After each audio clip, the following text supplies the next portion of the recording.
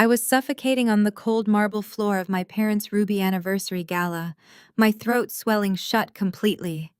Instead of helping, my mother simply stepped over my gasping body, rolling her eyes and telling me to get up because nobody believed my desperate act. My father muttered that I was always looking for attention. Then my sister's friend, a renowned lung specialist, dropped to his knees to examine me. He looked up, his face entirely drained of color, and shouted to call an ambulance immediately. For one long stretched moment, my parents turned pale. My name is Natalie. I am 33 years old, and until that night, I had allowed my family to treat me like an invisible disappointment. They thought I was just a low-level tech support worker who barely scraped by. They had no idea that I was actually the founder and chief executive officer of AuraHealth, a multi-billion-dollar medical software empire. And they certainly did not know that their entire lavish lifestyle was built on a house of cards that I was about to burn to the ground. Before I continue this story, let me know where you are watching from in the comments below. Hit like and subscribe if you have ever had to stand up to a toxic family who underestimated your worth. The crystal chandeliers of the Oak Brook Country Club cast a harsh, glaring light on my face as I lay paralyzed on the polished floor. My chest heaved, dragging in shallow breaths. I had ingested a hidden food allergen. The reaction was violent. My airway was constricting with terrifying speed, leaving me clutching my throat in absolute agony. My mother, Patricia, stood directly above me.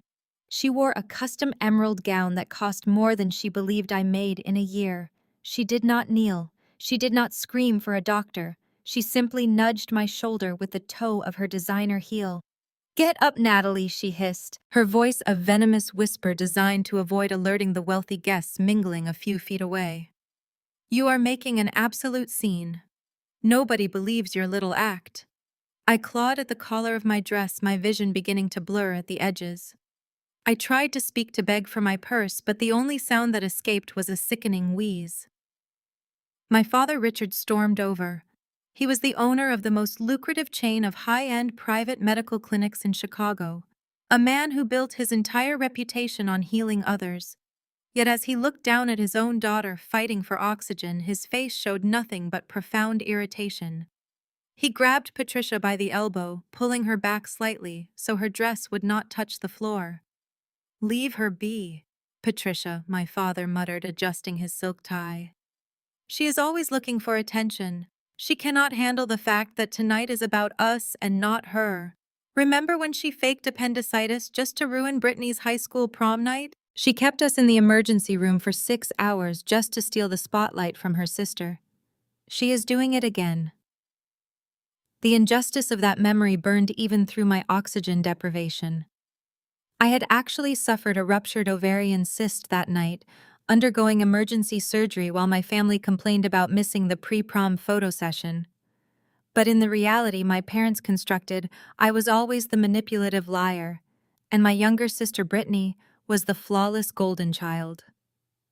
Speaking of the golden child, Brittany strutted over, flanked by her husband Isaiah. Brittany held a fake vice president title at our father's clinics, drawing a massive salary for attending social lunches. Isaiah, an African-American hedge fund manager who handled all of my father's wealth, exuded arrogance from every pore. He practically glided across the marble, sipping a martini and looking at me with undisguised disgust. "Is the IT girl having another meltdown?" Isaiah asked, his voice dripping with condescension. "You know, Natalie, if you want to be part of high society, you really need to learn how to handle your cheap champagne. This is embarrassing for all of us." Brittany laughed, a sharp, grating sound. "Just step over her, Isaiah. If we ignore her, she will eventually stop throwing a tantrum. It is so pathetic." My lungs burned like they were filled with crushed glass. Black spots danced wildly across my vision. I knew I had less than 2 minutes before I lost consciousness completely. I needed my epinephrine auto-injector. It was in my small clutch purse, which had fallen to the floor just a few feet away from my reaching hand. I rolled onto my side, my fingers stretching desperately toward the black leather bag. Every inch felt like a mile. I scraped my nails against the cold marble, locking my eyes on the purse. If I could just reach the zipper, I could save my own life. I did not need their help, I just needed my medication. I pushed my body forward, my fingertips finally brushing the smooth leather of the clutch. Suddenly, a sharp kick sent the purse flying. I watched in hazy horror as Brittany casually swung her foot, launching my bag across the room. It sailed over the edge of the large decorative indoor fountain, landing with a loud splash directly into the deep churning water. Oops, Brittany said, a malicious smirk spreading across her perfectly contoured face. Clumsy me. You should really keep track of your cheap little bags, Natalie. She hooked her arm through Isaiah's, completely unfazed by the fact that I was actively turning blue. Isaiah chuckled, taking another slow sip of his martini as he looked down at me one last time. Try not to ruin the aesthetic of the room, Natalie, Isaiah sneered. Important investors arrive in 10 minutes. They turned their backs and walked quickly away, leaving me to suffocate on the cold floor. The cold marble floor felt like a block of ice against my cheek. My vision narrowed into a tight, dark tunnel. Every desperate gasp for air sounded like a dry, rasping whistle. The grand ballroom around me dissolved into a blur of swirling colors and expensive fabrics. My lungs burned with a terrifying, searing heat. The allergic reaction was moving faster than I had ever experienced. My throat was swelling shut completely. I could hear the string quartet playing a cheerful symphony in the background. I could hear the clinking of crystal glasses and the low, wealthy murmur of my parents' guests. Nobody was looking at me. I was suffocating on the floor of the country club, surrounded by 300 people, and I was entirely invisible. My fingers twitched uselessly against the stone. I could not crawl toward the fountain where my sister had kicked my bag. I could not scream for help. The absolute terror of asphyxiation locked every muscle in my body. I was going to die here while my father pitched his medical clinics to investors, and my mother complained about my lack of social graces. Then a shadow loomed over me.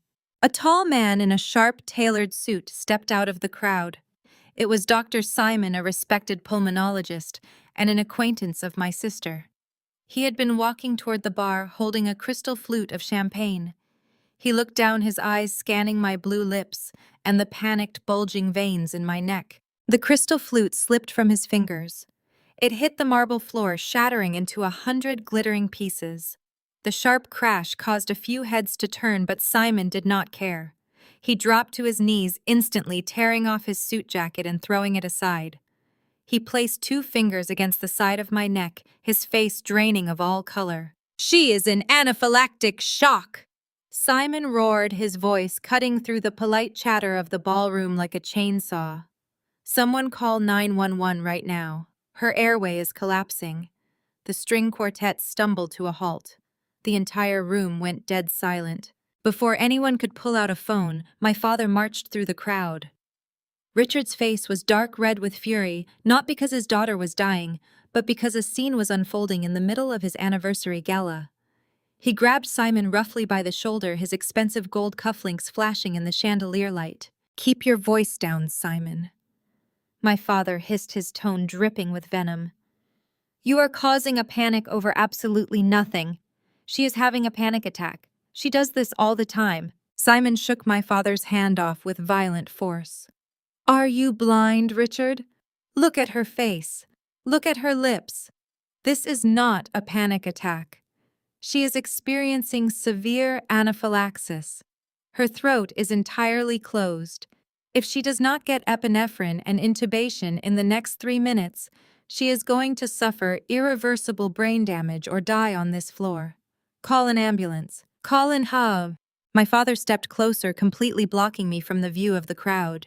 He grabbed Simon by both lapels of his shirt, yanking the doctor upward. "I own the largest chain of private medical clinics in Chicago," my father snarled, his voice a low, threatening rumble. "Do you know who is in that crowd right now, the Vanguard Capital Board? Senator Hastings, the primary investors for my new oncology wing. If an ambulance pulls up to the front doors of this club with sirens blaring, the press will be all over it. They will say my own daughter collapsed at my party because of my negligence. I will not let this little stunt ruin a $50 million funding round. She is dying. Richard, Simon screamed, pushing my father back. You are talking about your funding round while your daughter is suffocating. My mother. Patricia rushed over, stepping carefully to avoid the broken glass. She glared down at me with absolute disgust before turning to Simon. Do not yell at my husband, Patricia demanded. Natalie has always been deeply unstable. She wants to ruin our anniversary because she is jealous of her sister. Simon looked at them like they were monsters. He reached into his pocket for his own phone, but my father knocked it out of his hand. The device skidded across the wet marble. You are not calling anyone, my father ordered. He turned to two terrified catering waiters who had rushed over to clean up the broken glass. You two, grab her arms and legs, drag her out through the kitchen and take her down the service elevator. Put her in the back of my Mercedes. I will have my private driver take her to my clinic across town quietly. The two young waiters hesitated, looking from my turning blue face to my father's furious glare. They took a tentative step toward me. If either of you touches her, I will personally ensure you are charged with manslaughter, Simon roared, stepping squarely over my body to shield me. He turned his blazing eyes back to my father. You are not a doctor anymore, Richard. You are a greedy administrator. I am a licensed physician, and I am taking command of this patient.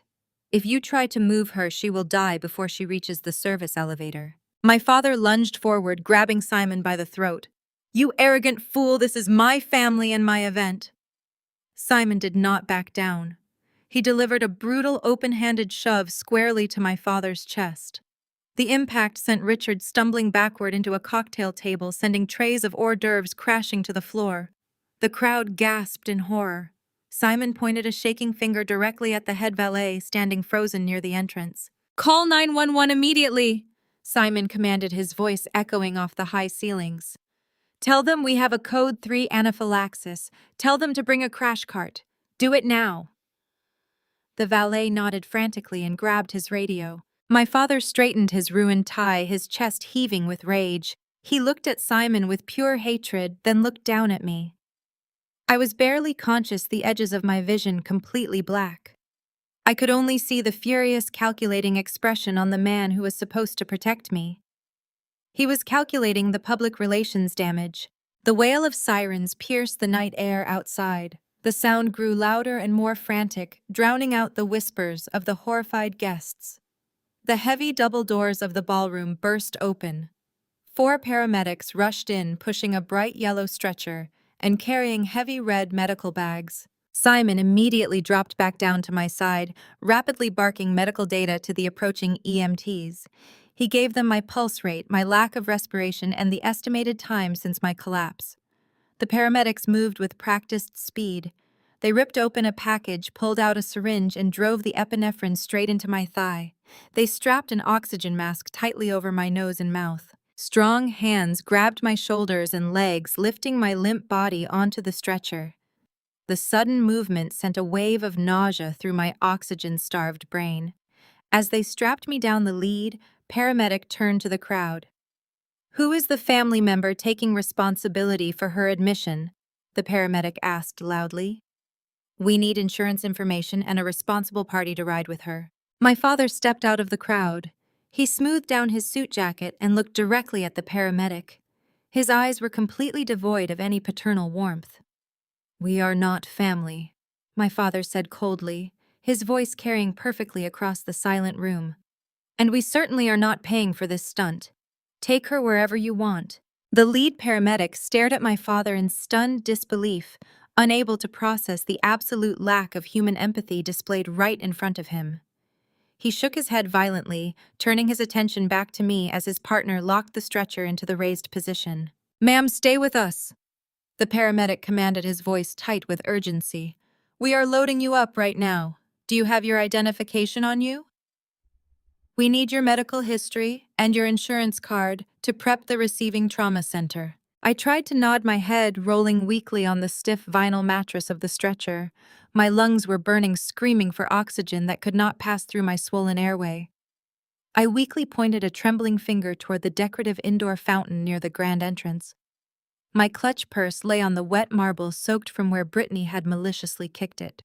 Inside that purse was my black executive health insurance card, a premium policy I provided for all top-tier AuraHealth employees. It would cover everything. It would guarantee me immediate VIP trauma care. Before the paramedic could follow my pointing finger, Isaiah stepped forward. He moved with the smooth, predatory grace of a man who spent his life manipulating hedge fund portfolios and crushing smaller, vulnerable firms. He set his half-empty martini glass on a passing waiter's tray and smoothly bent down to scoop up my dripping leather clutch. "I am her brother-in-law," Isaiah said, his deep voice projecting absolute unearned authority. He flashed a brilliant fake smile at the paramedic. "My name is Isaiah. I handle all the financial and legal matters for the family. Our Natalie here has always been a bit irresponsible with her paperwork. I will take charge of her personal items and make sure the hospital gets exactly what they need for her admission." The paramedic, focused entirely on keeping me alive, did not have the time to question a well-dressed man claiming family authority. "Are you riding in the back with us, sir? We need to move right this second. Her blood pressure is dropping." Isaiah chuckled, a low, arrogant sound that vibrated with pure malice. "I would not want to get in the way of your life-saving work. Besides, I need to bring her car around. I will follow right behind you and handle the admission desk. Go. Save her." The paramedic slammed the latch on the stretcher, securing me tightly in place. The two men grabbed the handles and pushed me rapidly toward the exit. The grand ballroom of the Oak Brook Country Club became a frantic blur of sparkling chandeliers and horrified whispering guests. The heavy glass doors slid open, and the cold night air hit my face, shocking my system, but doing absolutely nothing to open my suffocating throat. They hoisted the heavy stretcher into the back of the brightly lit ambulance. I was struggling to keep my eyes open against the overwhelming wave of exhaustion. My blood pressure was plummeting rapidly. The edges of my vision grew darker, shrinking the world down to a tight, fuzzy circle. But through the open back doors of the ambulance, I could still see the brightly lit entrance of the country club. I could see Isaiah standing under the grand awning. He was not moving toward the valet. He was not looking for my car keys. He stood perfectly still, his expensive tailored suit illuminated by the flashing red and white emergency lights bouncing off the marble pillars. He slowly unzipped my wet clutch. My heart pounded violently against my ribs, a desperate, erratic rhythm. I watched as Isaiah pulled out my sleek insurance card. He examined it for a brief second, his brow furrowing slightly as he likely noted the unfamiliar premium branding. But his towering arrogance overshadowed his curiosity. In his mind, I was still just the struggling IT worker, the family disappointment who rented a mediocre apartment and embarrassed his wealthy father-in-law.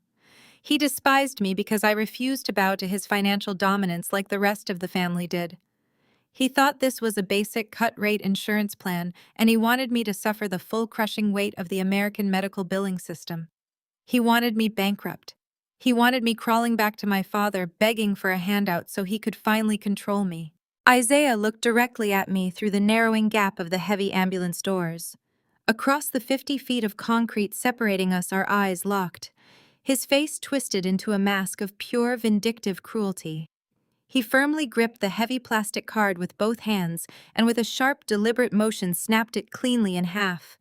I tried to scream, but only a wet, pathetic rattle escaped my throat. Isaiah dropped the broken pieces into the heavy brass trash can beside the valet stand. He then casually tossed my leather purse right in on top of it.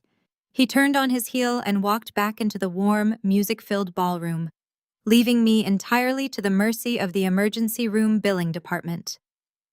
The paramedic grabbed the heavy metal handles of the ambulance doors. "Hang in there, Natalie," he yelled over his shoulder. "We are heading to Chicago Memorial." The heavy doors slammed shut, sealing me inside the rolling emergency room. The sound of the siren erupted above us, a deafening wail that mirrored the sheer panic tearing through my mind. I would be admitted as a John Doe, an uninsured, unresponsive patient, in a high-end trauma center that meant being pushed to the bottom of the priority list. It meant being hit with a brutal medical bill that could financially destroy a normal person. Isaiah knew exactly what he was doing. He was weaponizing the healthcare system against me, completely unaware that I literally built the software that controlled it. But I could not fight back against them if I was dead. A sudden, terrifying stillness seized my chest. The desperate, burning need to draw breath vanished, replaced by an icy, crushing weight.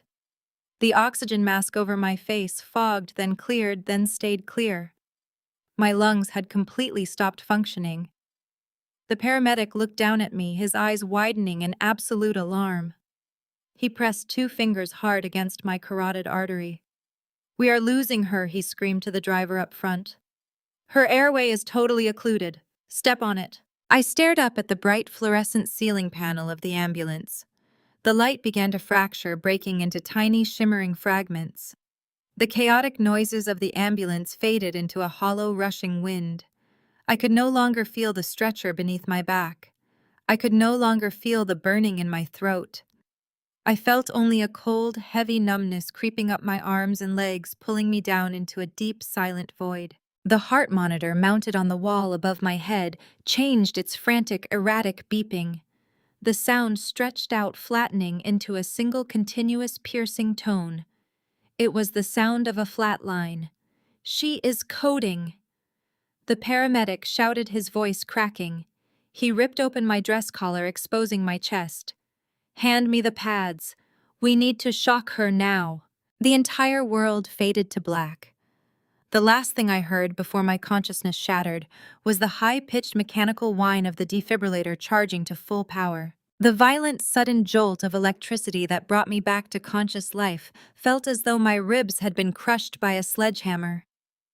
I drifted into consciousness through a thick, suffocating fog, my senses slowly registering the sharp smell of antiseptic and the steady, rhythmic beeping of a heart monitor.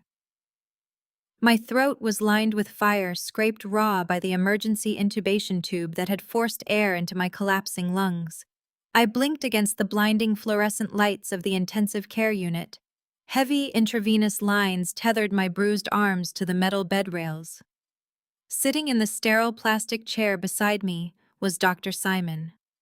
He leaned forward, resting his elbows on his knees, his face etched with a profound exhaustion. He still wore his tuxedo trousers and a wrinkled white dress shirt, his tie long gone. When he saw my eyes open, a wave of immense relief washed over his tense features.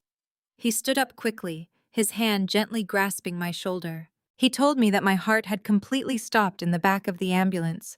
The paramedics had to use the defibrillator twice to force my heart into rhythm. He said it was an absolute miracle that I survived without permanent neurological damage. I tried to speak to thank him for fighting my father at the gala, but my voice was just a dry, useless rasp. Simon told me to save my strength, whispering that the worst was over. But the grim, tight set of his jaw told me a completely different story. The heavy door to my hospital room swung open before I could process his warning. A hospital billing administrator marched in, clutching a thick clipboard and a digital tablet. Her expression was completely devoid of sympathy, carrying the hardened, mechanical look of someone whose only job was to extract money from the vulnerable. She stopped at the foot of my bed, her eyes darting between Simon and my battered form. She announced that because I had arrived in full cardiac arrest, without any identification or health insurance card, I had been admitted as a self-pay emergency trauma patient.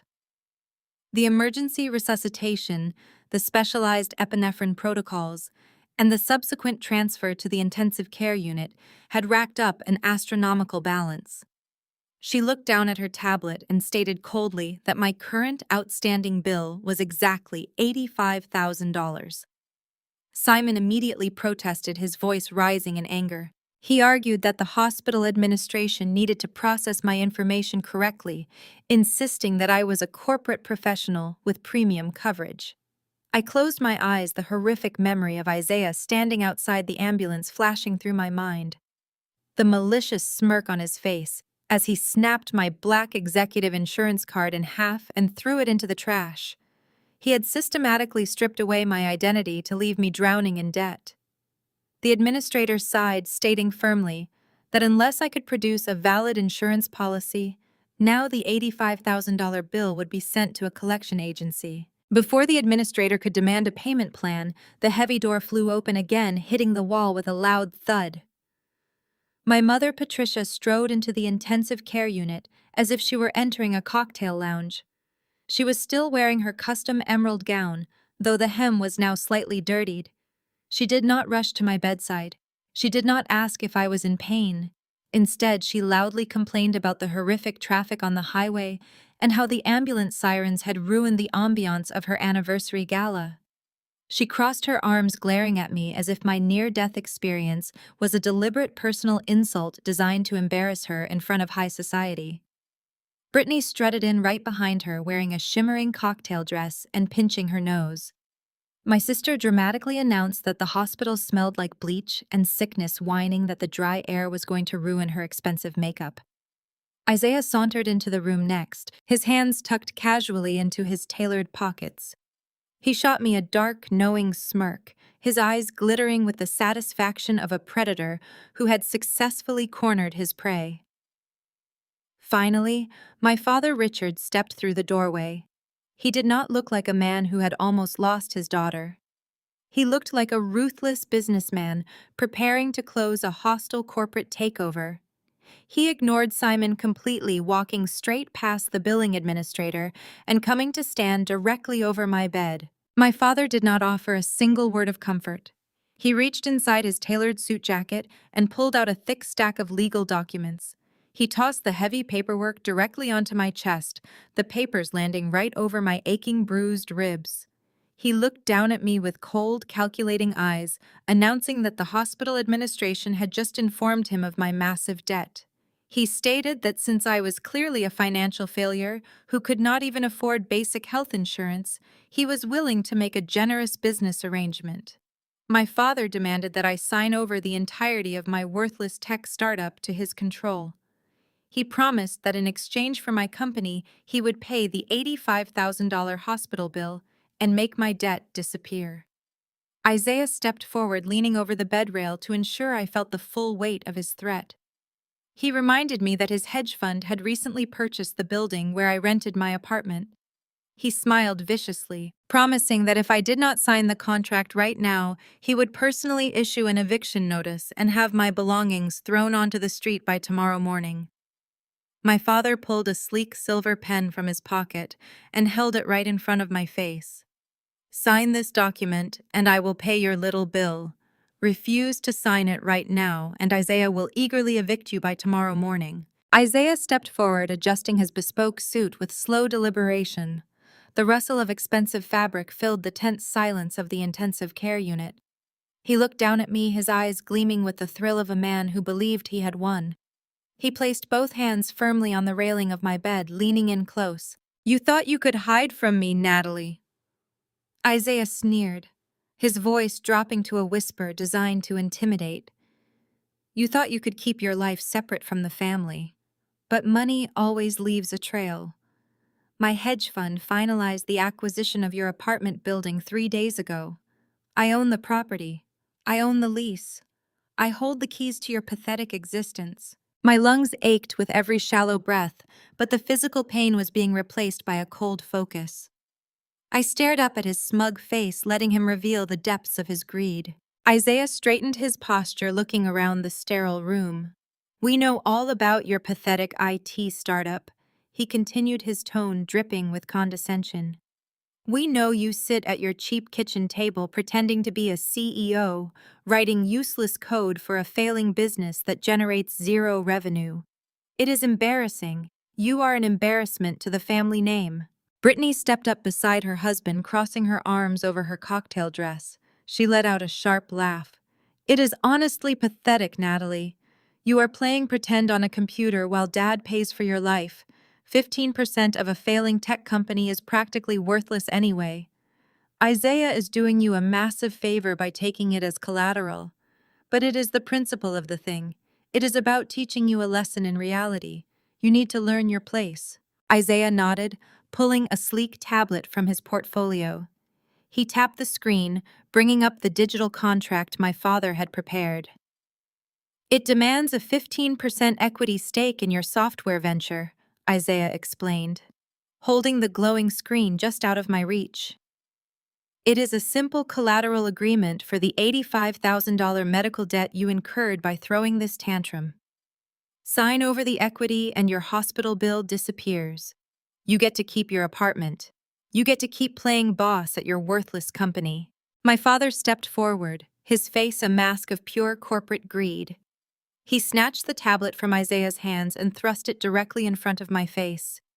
He pulled a silver stylus from his pocket and pressed it into my bruised, trembling hand. "You have 30 seconds to sign," Richard demanded, his voice cold and absolute. "Sign this right now, or we walk out that door and let the debt collectors tear your entire life apart." I looked at the four faces hovering over my bed. I saw the greed radiating from my father, the malicious triumph in my sister's eyes, the arrogant certainty of my brother-in-law, and the disgust across my mother's face. I did not shed a tear. The fragile part of me that spent a lifetime begging for their love died.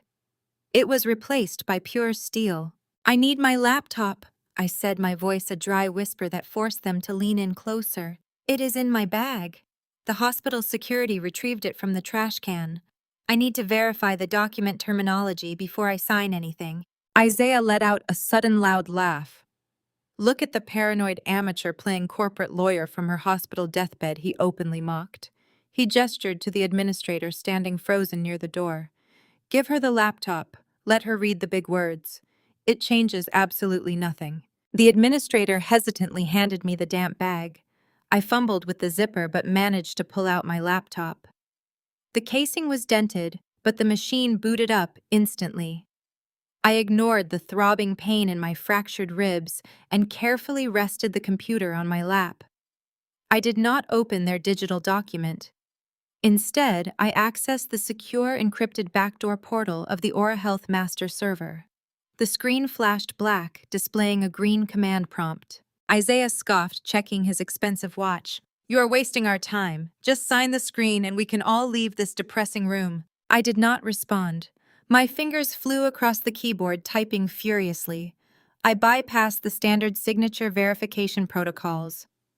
I did not write my name. Instead, I typed a highly classified 16-digit alphanumeric code directly into the bottom of the equity transfer agreement field. I hit the execution command and routed the document to the portable wireless printer sitting on the cart in the corner of the room. The printer hummed to life, spitting out a crisp white page. I pulled the crisp paper from the printer tray and handed it directly to Isaiah. "There," I whispered, meeting his stare with unwavering calm. "It is authorized." Isaiah snatched the paper. He quickly scanned the bottom line, his eyes glossing over the alphanumeric sequence, assuming it was some standard digital verification key. He sneered, folding the paper sharply and sliding it into his bespoke suit jacket. "Smart girl," Isaiah said, a victorious smile spreading across his face. "Enjoy your cheap hospital food." My father gave a nod. My mother rolled her eyes, complaining about the drive home. Brittany did not look back as they marched out of the intensive care unit, the heavy door swinging shut behind them. Simon stepped forward, looking down at me with profound pity. He gently rested his hand on the metal bedrail. "Natalie," he said softly, "I am so sorry. You just gave them your company." I slowly closed my laptop, the burning pain in my throat entirely forgotten. A slow, chilling smirk spread across my pale face. "No," I whispered softly. "I just gave them enough rope to hang themselves." Simon stared at me, his medical expertise briefly overshadowed by pure bewilderment. He glanced at the closed intensive care unit door, where my family had just exited, then back to the laptop resting against my fractured ribs. He shook his head, his hands instinctively reaching for the blood pressure cuff attached to my arm, trying to force me back into the role of a fragile, dying patient. He urged me to lie back down, insisting that my heart had literally stopped less than 2 hours ago, and that dealing with corporate extortion could wait until I was medically stable. I pushed his hand away with surprising strength, my adrenaline masking the burning agony in my chest. I told him that waiting was a luxury I could no longer afford right now. I slowly turned the glowing screen of my laptop toward him. "Look at the screen, Simon," I commanded, my voice gaining clarity and an undeniable edge. He reluctantly tore his eyes away from my heart monitor and leaned over the hospital bed to carefully examine the dashboard. He completely expected to see a sad, meager checking account or a desperate email to a lawyer. Instead, he saw the master administrative portal of AuraHealth. The interface was incredibly sleek, flashing with real-time data streams, global server health indicators, and rolling financial tickers that tracked billions of dollars in daily transactions. Simon squinted, reading the golden corporate crest proudly embossed at the top left corner of the screen. He asked why I had access to the supreme administrative backend of the absolute largest medical software network on the entire eastern seaboard. I looked him dead in the eye and told him the truth that my family had been too blindingly arrogant to ever discover. I did not just work as a low-level IT grunt. I built AuraHealth entirely from the ground up in my college dorm room. I am the sole founder, the majority shareholder, and the chief executive officer of a massive private medical technology empire currently valued at $4 billion. Simon stumbled backward, hitting the sterile metal counter behind him. The color drained from his face as he fully processed the staggering magnitude of my statement. He stammered, pointing out that my father owned a massive chain of private clinics and practically treated me like a useless beggar. He asked how it was possible that I controlled a fortune that eclipsed my father's entire net worth 10 times over without anyone in my family having a single clue. I clearly explained that when my family looked at me, they only ever saw a convenient punching bag. They saw a quiet, introverted woman who flatly refused to wear designer clothes or attend their shallow high society luncheons. Their immense arrogance acted as my perfect camouflage. While my father spent his busy days bullying clinic administrators, and my sister recklessly maxed out expensive credit cards on meaningless status symbols, I was quietly acquiring server farms, patenting lucrative proprietary healthcare algorithms, and signing exclusive software contracts with the federal government. My wealth was not vainly tied up in flashy cars or elitist country club memberships. My wealth was deeply woven into the absolute digital bedrock of the modern healthcare system. Simon ran a trembling hand over his exhausted face, still desperately struggling to reconcile the badly bruised woman in the hospital bed with the ruthless corporate titan sitting before him. He pointed to the open doorway, asking about the binding legal document Isaiah had just forced me to authorize. He reminded me that Isaiah was a deeply vicious hedge fund manager who would absolutely exercise that exact contract to immediately seize my hard-earned assets by tomorrow morning. A freezing cold predatory smile spread widely across my pale face. I looked back down at the sleek keyboard and quickly navigated to a heavily encrypted, deeply buried financial directory. I told Simon that Isaiah possessed a profound talent for gleefully stealing from the vulnerable, but he lacked basic technical literacy. The complex 16-digit alphanumeric string I deliberately printed at the very bottom of his pathetic extortion contract was certainly not a digital signature or a binding legal authorization. It was a highly targeted, strictly classified internal execution command. By accepting that specific numeric sequence on a physical document tied to his firm, Isaiah had unknowingly accepted a devastating digital Trojan horse. I quickly brought up a new window on my glowing screen, revealing the complete financial anatomy of Vanguard, capital Isaiah's, supposedly invincible hedge fund. The vividly colored pie charts and sharply descending liquidity graphs instantly painted a remarkably fragile, horrifyingly overextended picture. Simon leaned in much closer, his eyes widening as I systematically broke down the disastrous numbers.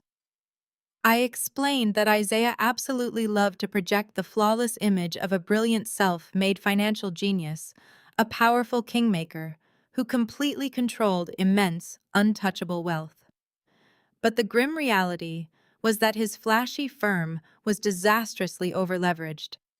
He recklessly took massive, incredibly dangerous gambles on highly volatile secondary markets to artificially maintain his extremely lavish personal lifestyle and endlessly fund my sister's utterly insatiable spending habits. To secretly cover his massive daily risk exposure, Isaiah desperately required a quiet, truly colossal source of steady institutional backing. He desperately needed an oblivious anchor investor with pockets deep enough to constantly stabilize his highly toxic, rapidly sinking portfolios. I pointed a steady finger to the absolute largest solid blue section of the pie chart glowing on my monitor screen. I smoothly instructed Simon to look very closely at the bold name of Vanguard Capital's primary institutional backer. Simon slowly traced his index finger along the sleek screen, his ragged breath violently hitching when he finally read the bold text. He whispered the name AuraHealth aloud. I hit enter. Isaiah's fund relies on a primary backer for 80% of its liquidity. That backer is AuraHealth. I just initiated a hostile forensic audit on his entire firm. I did not wait for Simon to recover from his shock. I reached over and pulled the heavy intravenous line directly out of my bruised arm. A sharp sting flared beneath my skin, followed by a thick bead of blood that I wiped away with the back of my hand. Simon frantically grabbed my shoulders, his medical training overriding his disbelief. He shouted that my heart had stopped just hours ago, warning me that discharging myself against strict medical protocols could trigger a fatal cardiac event. I ignored his pleas, swinging my legs over the edge of the sterile mattress. I grabbed the standard discharge waiver from the foot of the bed, scrawling a jagged signature across the bottom line. I told Simon that my heart had never beaten stronger. The cold hospital floor sent a sharp shock up my bare feet, but my body ran on pure adrenaline. I pulled on the stiff clothes the hospital security had recovered from the trash, ignoring the agonizing protests of my fractured ribs. I walked out of the intensive care unit without a backward glance. The automatic doors of the hospital lobby slid open, hitting me with a blast of chilling city wind. An armored black town car was already idling at the curb, dispatched the moment I pinged my security detail through the master dashboard. The chauffeur rushed forward, opening the heavy reinforced door. I sank into the plush leather seat, the tinted windows instantly shielding me from the world. The powerful engine roared to life, seamlessly merging into the chaotic flow of downtown Chicago traffic. I watched the city blur past the towering concrete monuments of old money reflecting off the dark glass. For years, I had quietly played the role of the disappointing daughter, the invisible failure, who supposedly scraped by on pity and spare change. I had let my family parade around with their inherited wealth and their country club arrogance, oblivious to the digital empire I was silently constructing in the shadows. The town car smoothly decelerated, pulling into the private underground loading bay of a soaring 50-story glass skyscraper. The architecture was a masterpiece of modern corporate dominance, a sleek titan of steel and reflective glass that cut through the Chicago skyline. It was the global headquarters of AuraHealth. The vehicle came to a complete stop, and my lead security director immediately stepped forward to open the door. He took one look at my bruised face and battered clothes, his hand instantly dropping to his communication radio. I gave a sharp shake of my head, signaling him to stand down. I did not need medical attention. I needed a war room. I bypassed the main lobby, entirely stepping into the biometric elevator reserved exclusively for executive control. The retinal scanner flashed a bright green line across my eye, verifying my identity before launching the elevator upward at a staggering speed. The brushed steel doors slid open with a quiet hum, revealing the sprawling executive floor of my company. The atmosphere was a hive of controlled, relentless energy.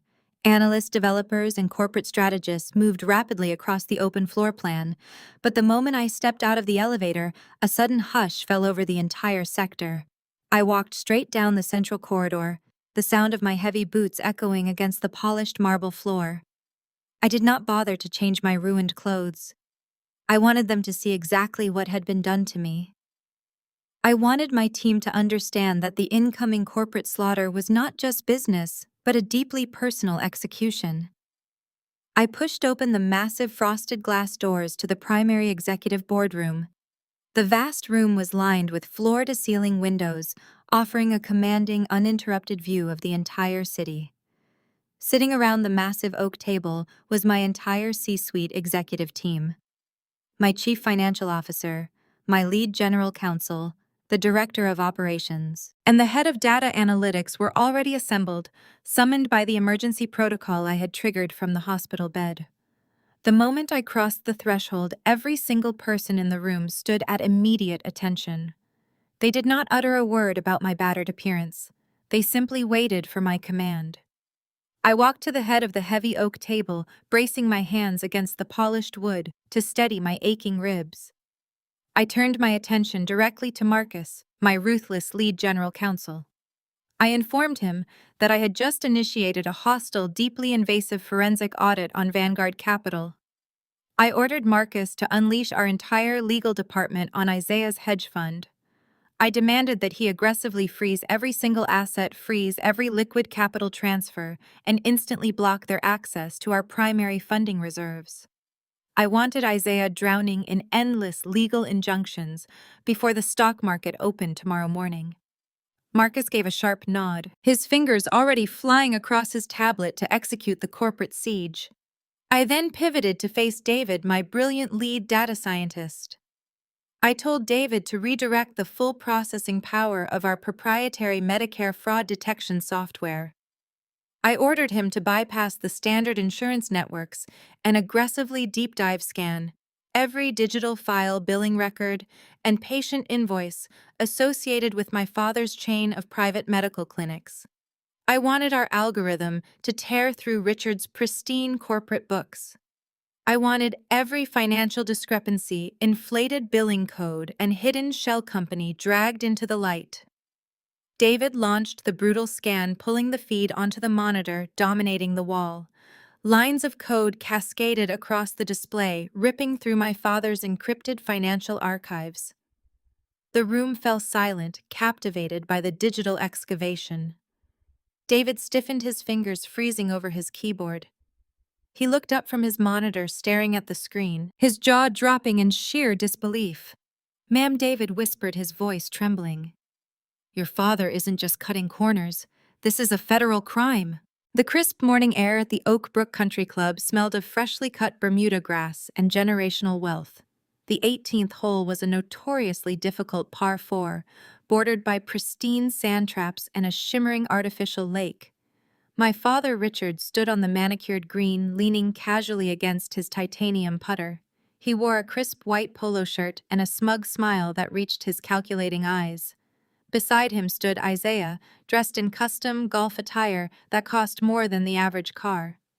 3 other incredibly wealthy businessmen stood around them, sipping expensive scotch from crystal glasses. Isaiah took a practice swing, the metal club slicing cleanly through the air. He laughed, a sound that echoed across the quiet golf course. He was holding court, relishing the attention of the older, established men. He bragged about the absolute ease of our hospital room encounter. He detailed how he had cornered me in the intensive care unit, mocking my vulnerability while I was hooked up to heart monitors. He proudly boasted about acquiring my apartment building and dangling the threat of eviction over my head. He painted himself as a ruthless financial predator who knew exactly when to strike a wounded animal. The other men chuckled, shaking their heads in apparent admiration. My father chimed in, eager to claim his share of the glory. He adjusted his pristine golf glove and loudly recounted his own brilliant strategy. He explained how he had weaponized an $85,000 medical bill to legally extract a 15% equity stake in my tech startup. It was a masterclass in hostile negotiation. He told the men that my software project would integrate perfectly into his private medical clinics, providing a free technological upgrade for his billing departments. He referred to me as a naive girl forced to understand the harsh realities of the corporate world. He declared that forcing me to sign that contract was his best business deal. The group of men raised their glasses in a toast, celebrating the systematic destruction of my independence. They reveled in the utter ruthlessness of taking advantage of a family member on her deathbed. They believed they were completely untouchable, shielded by their immense wealth and exclusive country club memberships. The celebration was abruptly shattered by the sound of heavy, synchronized footsteps marching across the pristine putting green. The noise was entirely wrong for the environment. It was not the soft thud of spiked golf shoes, but the harsh impact of tactical boots tearing up the turf. Richard frowned, lowering his putter and turning toward the disturbance. Isaiah stopped mid-swing, his confident smile faltering into a scowl of pure annoyance. A tight formation of 12 men and women marched purposefully toward the 18th hole. They ignored the panicked club manager who was jogging beside them, frantically pleading with them to respect the private property rules. The intruders wore dark utilitarian windbreakers. Bold, bright yellow letters were stenciled across their backs and chests. SEC, FBI, Federal Authorities. The club members instinctively took a step back, their crystal glasses frozen in their hands. The aura of absolute power and untouchable wealth evaporated, instantly replaced by a tense, suffocating silence. The federal agents fanned out in a swift, coordinated maneuver, surrounding the putting green and cutting off any possible escape. A tall man stepped forward from the center of the formation.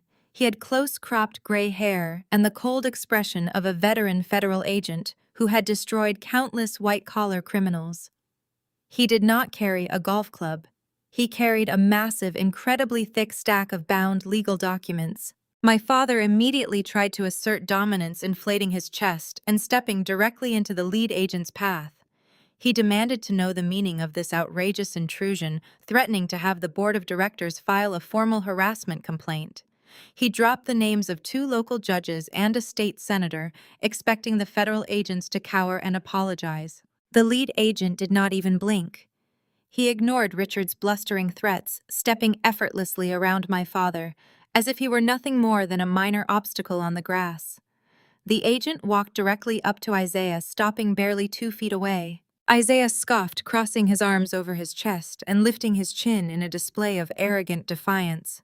He looked at the agent with total disdain. He demanded to know who authorized this ridiculous stunt, insisting his hedge fund operated with absolute regulatory compliance. He declared that any audit was a massive waste of taxpayer money and a severe violation of his civil rights. The lead agent remained entirely unfazed by the performance. He raised the massive stack of legal files and pressed them forcefully against Isaiah's chest, forcing my brother-in-law to grab the documents to keep them from falling. The agent stated that Isaiah was being served with comprehensive subpoenas from the Securities and Exchange Commission, acting in direct coordination with the Federal Bureau of Investigation. The charges included massive wire fraud, systematic Medicare extortion, and the operation of an illegal, highly leveraged financial syndicate. Isaiah let out a sharp, genuine laugh. It was the laugh of a man who firmly believed that laws only applied to poor people. He tossed the thick stack of subpoenas onto the grass, completely unbothered by the federal presence. He arrogantly told the agent that this entire circus was a pathetic joke. He reached into his pocket and pulled out his expensive smartphone. He threatened to call his elite team of corporate lawyers, promising to have the agent's badge by the end of the day and burying the federal agency in endless litigation. The lead agent did not flinch. He did not step back. A cold, terrifyingly calm smile slowly spread across his weathered face. He looked at the phone in Isaiah's hand, then looked directly into his panicked eyes. "Your lawyers just resigned, sir. All your firm's assets were frozen globally 10 minutes ago." The digital onslaught inside the AuraHealth executive boardroom was a symphony of calculated destruction. I stood at the head of the massive oak table, the lingering ache in my bruised ribs completely masked by the sheer adrenaline pumping through my veins. The massive vertical monitors dominating the glass walls were a chaotic blur of cascading code financial ledgers and heavily encrypted medical records. My data analytics team, led by David, had fully breached the firewall of my father's private medical network. We were not just knocking on Richard's front door.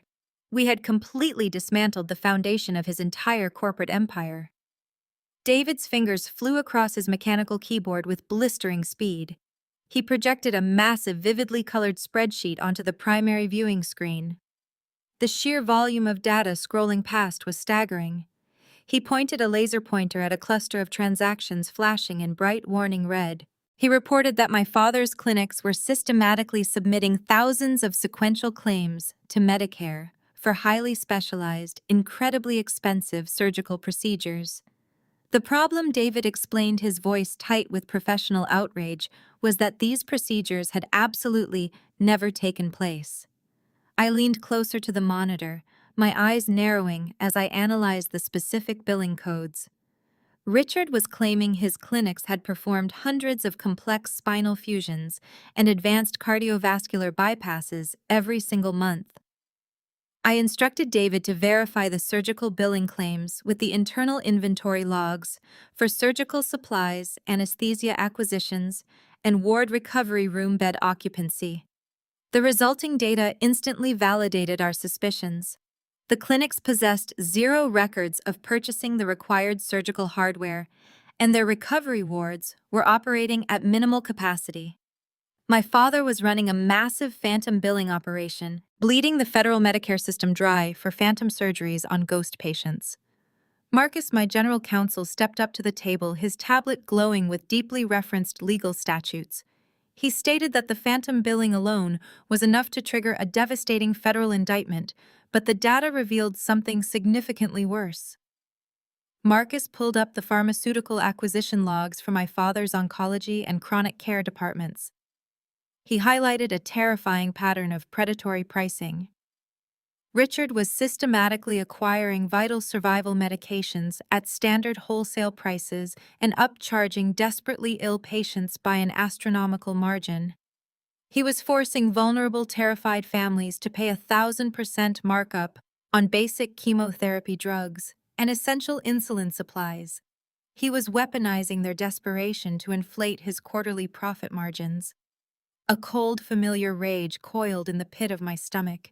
I ordered David to dig deeper into the patient admission algorithms.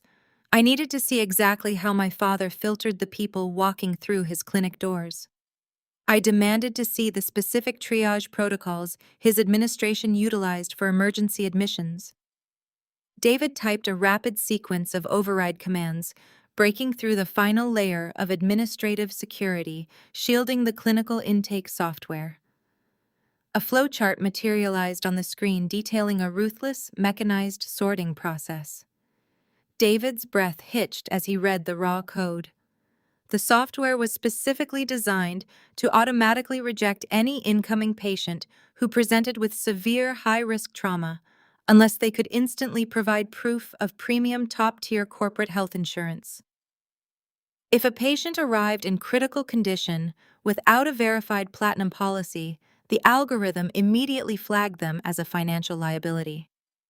The system automatically generated a transfer order, dumping the critically ill patient onto the overloaded public hospital network while categorizing them internally as a self-pay trauma risk. I stared at the brutal, unfeeling code. It was the exact same protocol that the billing administrator had attempted to use on me in the intensive care unit. My father had literally built a software mechanism designed to throw dying people onto the street to protect his pristine profit margins. He had looked down at my battered body, knowing his own automated system was actively trying to destroy my life, and he had gleefully used that leverage to try and extort my company. The pure, unadulterated cruelty of his business model was staggering. I turned to Marcus, my voice dropping to a low, dangerous command. I instructed my legal team to package every single byte of this fraudulent data. I wanted the phantom billing logs, the predatory pharmaceutical markups, and the illegal patient dumping algorithms compiled into a massive, undeniable dossier. I ordered him to prepare immediate direct submissions to the Department of Justice, the Federal Trade Commission, and the Office of the Inspector General. Before Marcus could confirm the execution order, David let out a sharp gasp. He aggressively highlighted a complex web of financial transfers, rapidly moving away from my father's primary corporate accounts. He reported that the stolen Medicare funds were not remaining idle in the clinic accounts. The money was being systematically funneled through a highly sophisticated digital laundering operation. Millions of stolen federal dollars were being washed through a tangled labyrinth of obscure offshore holdings and domestic shell corporations. Trace the final destination, I commanded, stepping right up to the glowing monitor. I do not care how many dummy corporations he established. Follow the stolen money to the absolute bottom of the barrel. Crack the corporate veil and give me the name of the final holding account. David initiated a brutal, relentless trace program. The software tore through the fraudulent corporate layers, ripping away the fake business names and offshore registration numbers. The algorithm finally locked onto the primary domestic shell company, receiving the vast majority of the laundered federal funds. The entity was registered as a luxury lifestyle and wellness consultancy group.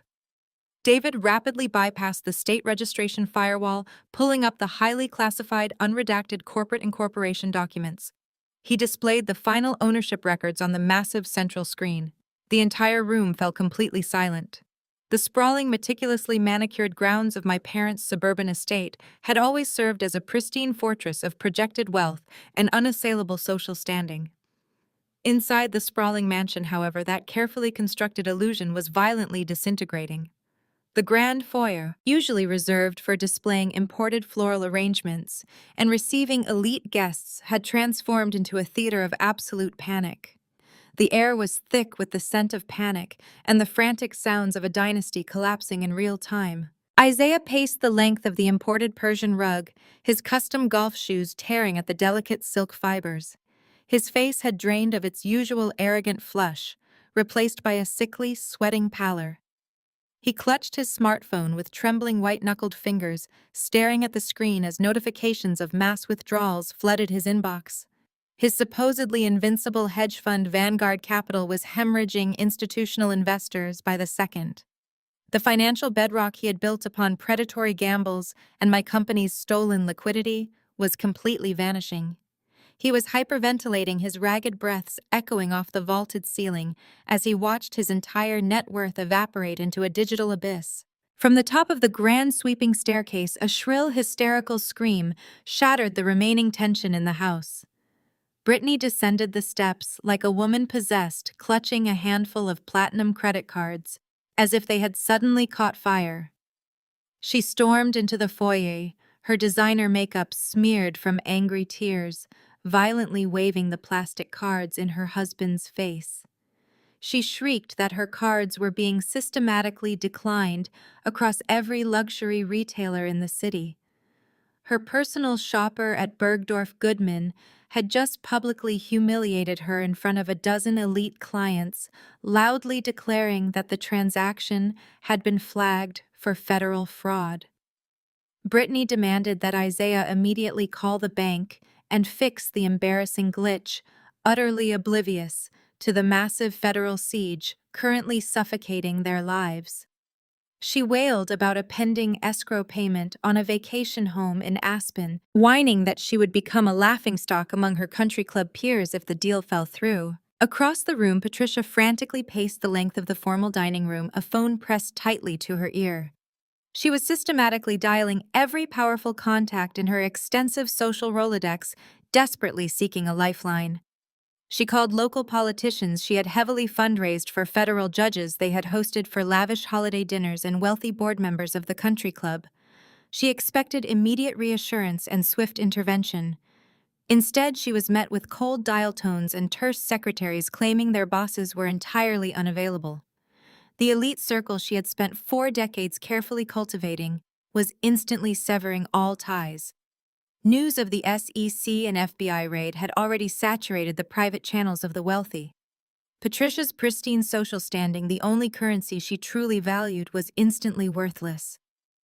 She slammed the phone down on the mahogany table, her manicured hands shaking with unprecedented terror as the reality of their sudden, absolute isolation finally set in. Richard stormed through the heavy double doors of his private study, his face contorted with a terrifying, unhinged rage. He ignored his wife's frantic pacing and his daughter's superficial screaming. He marched directly toward Isaiah, grabbing his son-in-law roughly by the collar of his expensive windbreaker. Richard roared that the federal agents were currently dismantling his entire clinic network, seizing servers and freezing every single operational account tied to his name.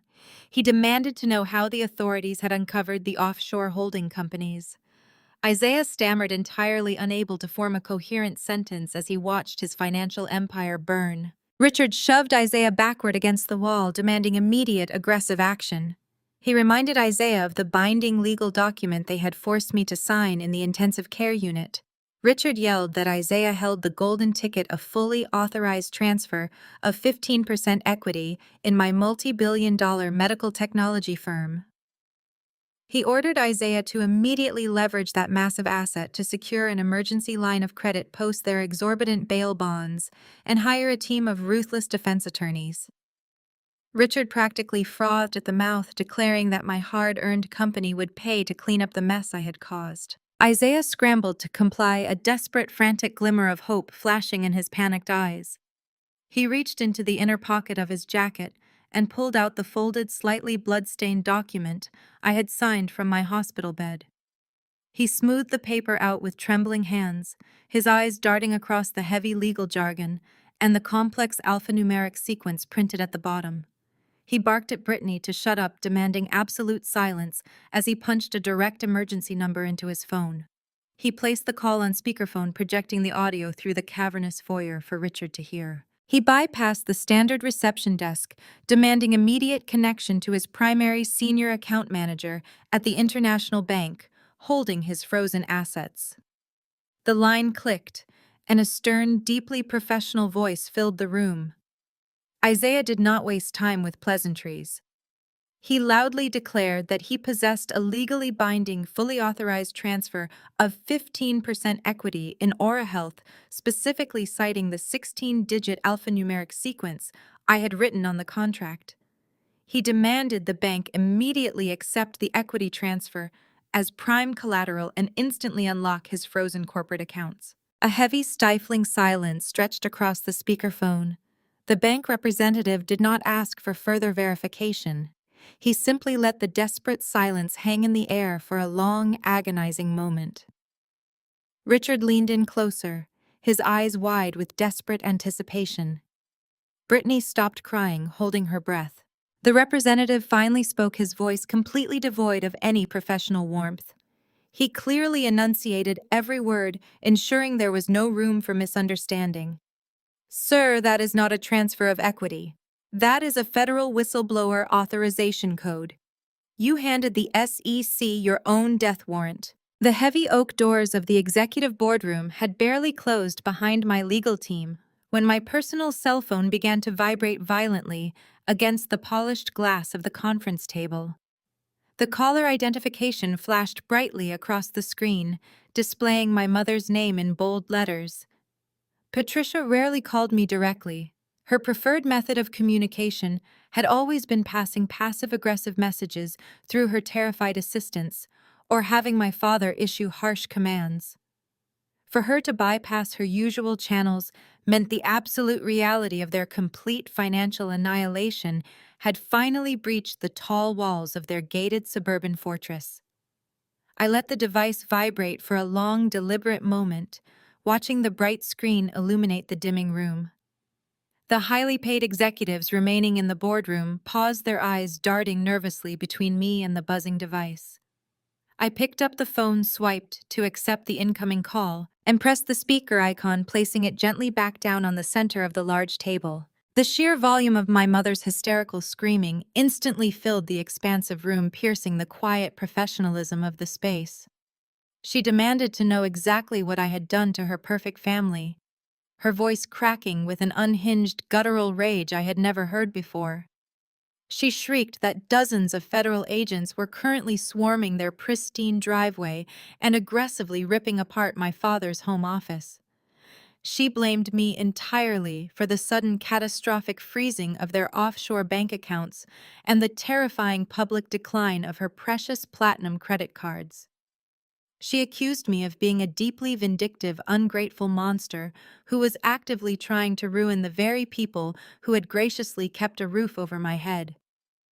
I sat perfectly still in my leather chair, listening to the frantic tirade with a profound sense of icy emotional detachment. I did not interrupt her frantic, breathless accusations. I simply let her exhaust her initial burst of venom, allowing my dedicated team to witness the exact nature of the toxic family I had narrowly survived. When her breathless screaming finally subsided into jagged, wet gasps, a sudden jarring shift occurred. The aggressive fury completely vanished instantly, replaced by a sickeningly sweet, incredibly toxic variation of motherly desperation. Patricia began to weep softly into the receiver, her tones seamlessly transforming into the practiced, fragile cadence of a helpless victim. She pleaded with me to listen to reason, claiming that this was all just a terrible, unfortunate misunderstanding that had gotten wildly out of control. She spun a frantic narrative portraying my father as a dedicated, hardworking medical provider who had simply made a few harmless administrative errors. She desperately framed my sister Brittany as an innocent, naive girl who had unknowingly signed the wrong corporate documents for her luxury lifestyle brand. The breathtaking audacity of her revisionist history was truly remarkable. She was actively attempting to gaslight me over the phone, while federal authorities were literally dismantling her fraudulent empire in real time. Patricia's voice dropped to a conspiratorial, urgent whisper. She told me that she knew I was incredibly smart with computers. She reminded me of all those countless hours I had spent locked away in my childhood bedroom, staring at glowing screens, while my beautiful sister proudly attended elite social galas.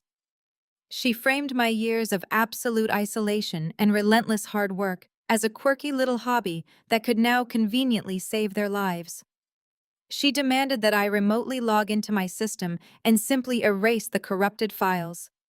She explicitly commanded me to hack into the federal government databases, bypass the Securities and Exchange Commission firewalls, and permanently delete the damning evidence against Richard and Brittany. She genuinely believed that because I worked in technology, I could simply press a single button and make their massive multi-million-dollar federal crimes vanish into thin air.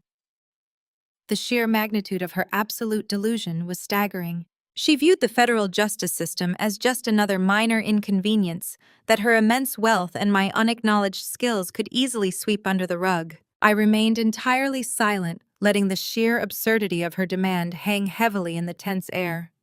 My quiet refusal to immediately comply pushed her right back into a frantic, hyperventilating panic.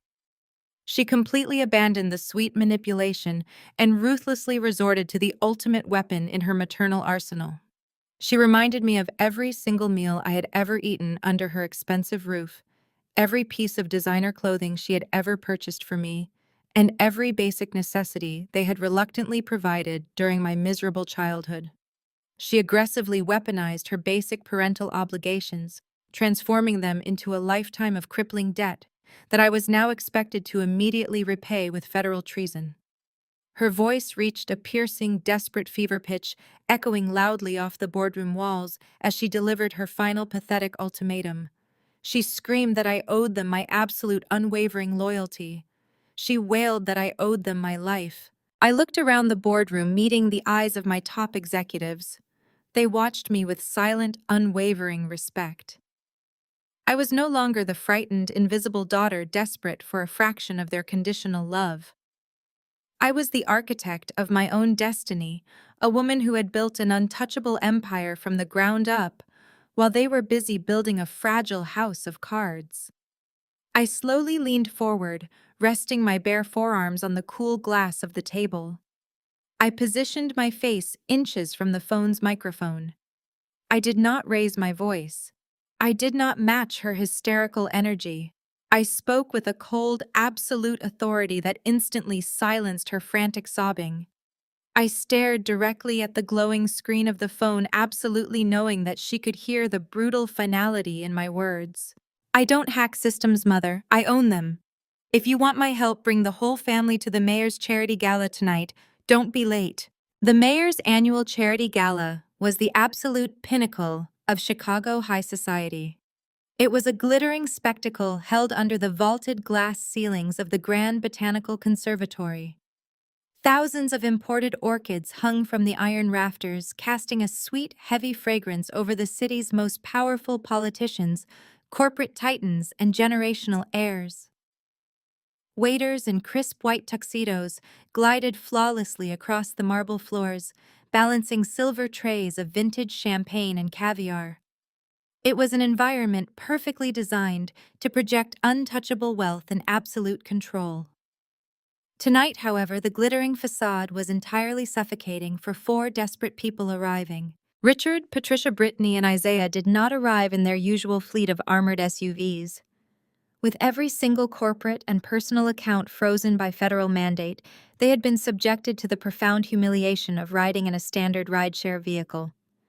Richard's bespoke tuxedo felt like a straitjacket against his flushed, sweating skin. He aggressively shoved past a group of local aldermen, ignoring their surprised greetings. His eyes darted frantically around the massive conservatory, scanning the sea of evening gowns and tailored suits for any sign of me. He muttered vicious threats under his breath, promising to physically drag me. He planned to haul me out of the gala and force me to rewrite the Medicare billing algorithms before the federal indictments could be formally unsealed at dawn. Patricia trailed closely behind him, her hands trembling so violently that she spilled her champagne down the side of her designer dress. She was in a state of absolute psychological freefall. For 40 years, her entire identity had been constructed around the flawless, untouchable image of the wealthy suburban matriarch. Now the whispers were already starting. The sudden federal raid on Isaiah's firm had instantly bled into the evening news cycle tonight. She could feel the icy, judging stares of her country club peers tracking her every movement. Patricia hissed at Richard to keep his voice down, desperately trying to maintain her brittle smile while furiously scanning the crowd. She complained that I was deliberately torturing them, claiming that I had always possessed a vindictive streak designed to humiliate the family in public. Isaiah looked like a man walking to his own execution. His complexion was a sickly, translucent gray, and his breathing was shallow and erratic. He constantly checked his dead smartphone, helplessly swiping at a screen that offered zero access. He had no connection to his vanished hedge fund. He bumped into a waiter, nearly knocking over a tray of crystal flutes, and barely muttered an apology. The crushing reality of the federal whistleblower code had completely broken his arrogant spirit. He knew he had personally handed the government the definitive roadmap to his illegal financial syndicates. Brittany, however, was operating on a potent mixture of sheer denial and explosive rage. She aggressively snatched a fresh glass of champagne from a passing tray, her knuckles white. She loudly complained that her exclusive credit cards were still constantly declining right now. She was entirely oblivious to the catastrophic reality that her fake lifestyle consultancy was currently the primary target of a massive federal money laundering investigation. She whined that I was deliberately ruining her evening, complaining that my demand to meet at the gala was just another pathetic attempt to force my way into a social circle I fundamentally did not belong in. She arrogantly declared that as soon as she found me, she would make me fix her accounts and then have security permanently ban me from the premises. The frantic family search was abruptly halted by a sudden shift. There was a sudden, palpable change in the atmosphere of the Grand Conservatory. The low hum of elite networking and classical string music seemed to physically dip. A ripple of hushed whispers cascaded from the grand double doors of the main entrance, rolling rapidly across the marble floor. The crowd of billionaires, politicians, and socialites instinctively parted, creating a wide, unobstructed path through the center of the room. Richard stopped dead in his tracks. Patricia gasped, her hand flying to her mouth. Brittany froze, her champagne glass hovering inches from her lips. I stepped through the grand entrance myself. I left the cool night air behind me. I was not wearing the faded, oversized sweaters or the scuffed work boots my family had always mocked. I wore a breathtaking, custom-tailored gown of deep midnight blue silk that moved like liquid glass. The architectural lines of the dress projected absolute power and unyielding authority. The bruised, battered woman they had left to die in a sterile hospital bed was completely gone. In her place stood the sole founder and supreme executive of a $4 billion medical technology empire. I did not walk alone into the massive room now. I was flawlessly flanked by an elite detail of private security contractors. They moved in perfect, intimidating synchronization, their dark suits and earpieces silently warning the elite crowd to keep their distance. The sheer magnitude of my presence commanded absolute terrifying respect from the most powerful people in the city. I locked eyes with my father across the crowded room. I watched the blood completely drain from his face as the crushing reality of my transformation finally shattered his decades of arrogant delusion. I was not a fragile scapegoat looking for a handout. I was the architect of destruction there. Brittany's denial instantly mutated into a blinding, hysterical fury. Her face twisted into a mask of pure jealousy and rage as she watched the entire elite gala halt to witness my grand arrival. She could not fathom that the sister she had cruelly mocked her entire life was now effortlessly commanding the room. She violently shoved past her paralyzed husband, her designer heels clicking aggressively against the polished marble floor. She marched up to a security guard. "Throw that woman out. She's my mentally unstable sister." The guard ignores Brittany and bows to Natalie. The head of my security detail, a towering man named Vance, did not even blink at my sister's shrill command. He simply pivoted his broad shoulders smoothly, stepping between my custom gown and Brittany's thrashing manicured hands. He offered me a deeply respectful bow, completely ignoring her frantic demands to have me expelled from the premises. The sheer indignity of being treated like a rambling nuisance by hired muscle sent Brittany into a sputtering rage.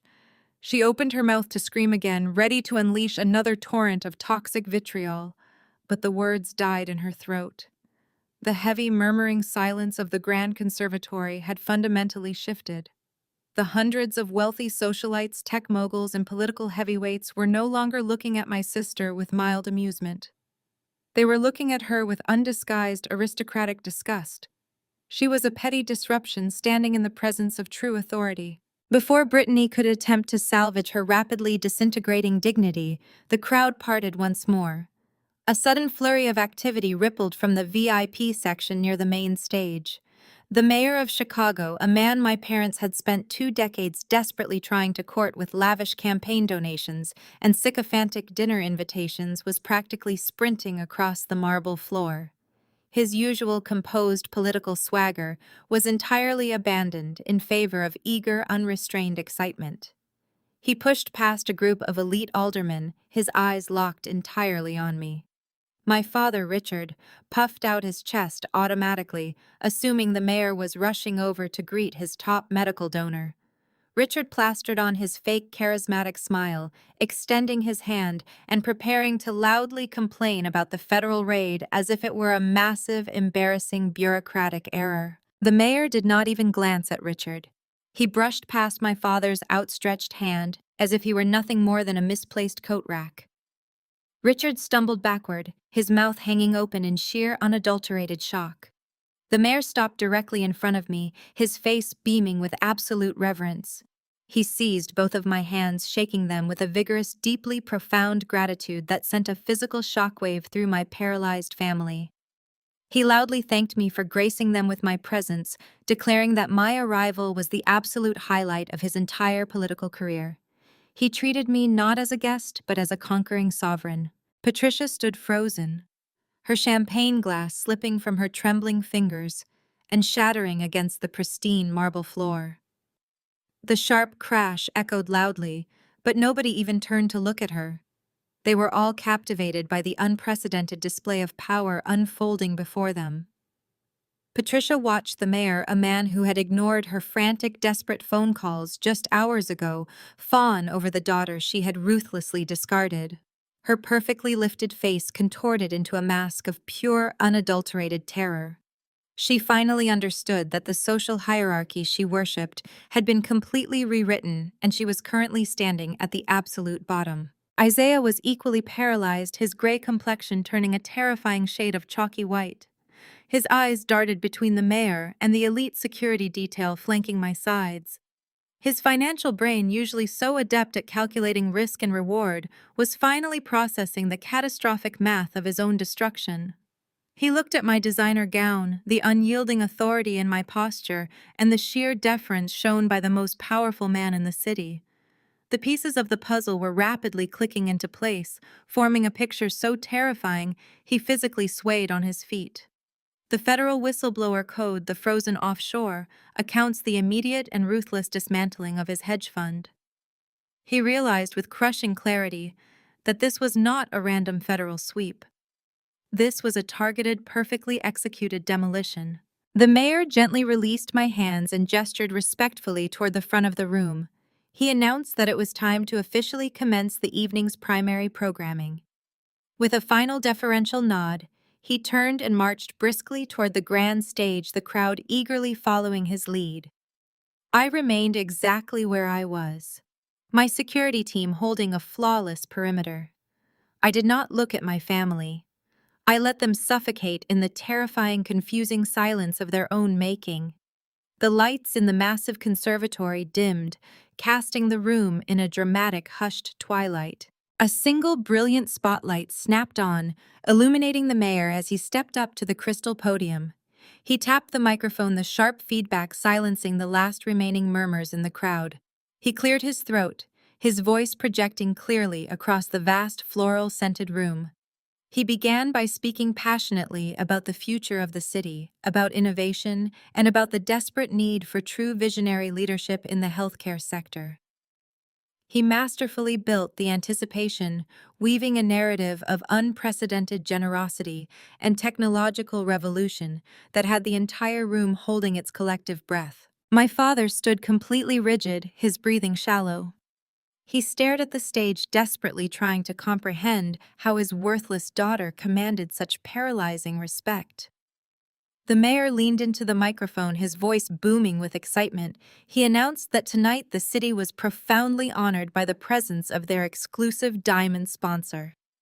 He declared that a billionaire visionary had just executed an unconditional pledge of $50 million to revitalize the city's crumbling hospital infrastructure. The crowd erupted into deafening applause before he even finished his sentence. The mayor raised his hand, demanding silence for the final reveal. He proudly introduced the architect of this unprecedented medical revolution. He announced the founder and undisputed chief executive officer of the AuraHealth empire. He boomed my name across the grand conservatory. A blinding spotlight snapped down from the iron rafters, cutting through the darkness and hitting me perfectly. The agonizing realization violently crushed Richard and Isaiah in that singular defining moment. The worthless IT job they mocked for a decade was the multi-billion-dollar empire that now owned their lives. I moved through the awestruck faces with deliberate steps. The thunderous applause washed over me, a wave of validation I engineered on my terms. My silk gown brushed the marble as security parted the crowd, creating a clear corridor to the lit stage. I did not spare a glance backward at my shattered family. I felt the heat of their terror radiating from the back of the room. My father suffocated under his shattered ego, watching the daughter he discarded ascend to a throne he could never afford. The mayor stood at the crystal podium, beaming with reverence as he extended a hand. I took it, stepping into the blinding spotlight. The applause tapered slowly into an electric silence. Thousands of eyes tracked my movement. I adjusted the microphone, letting the silence stretch. "Thank you, Mayor, for that generous introduction," I began, my voice echoing with calm, deadly authority. "Tonight, we celebrate the future of medical innovation. We are here to champion human life and ensure our hospitals remain beacons of hope." I paused, sweeping my gaze across the wealthy donors, hedge fund managers, and political titans. I founded AuraHealth on a singular, uncompromising principle.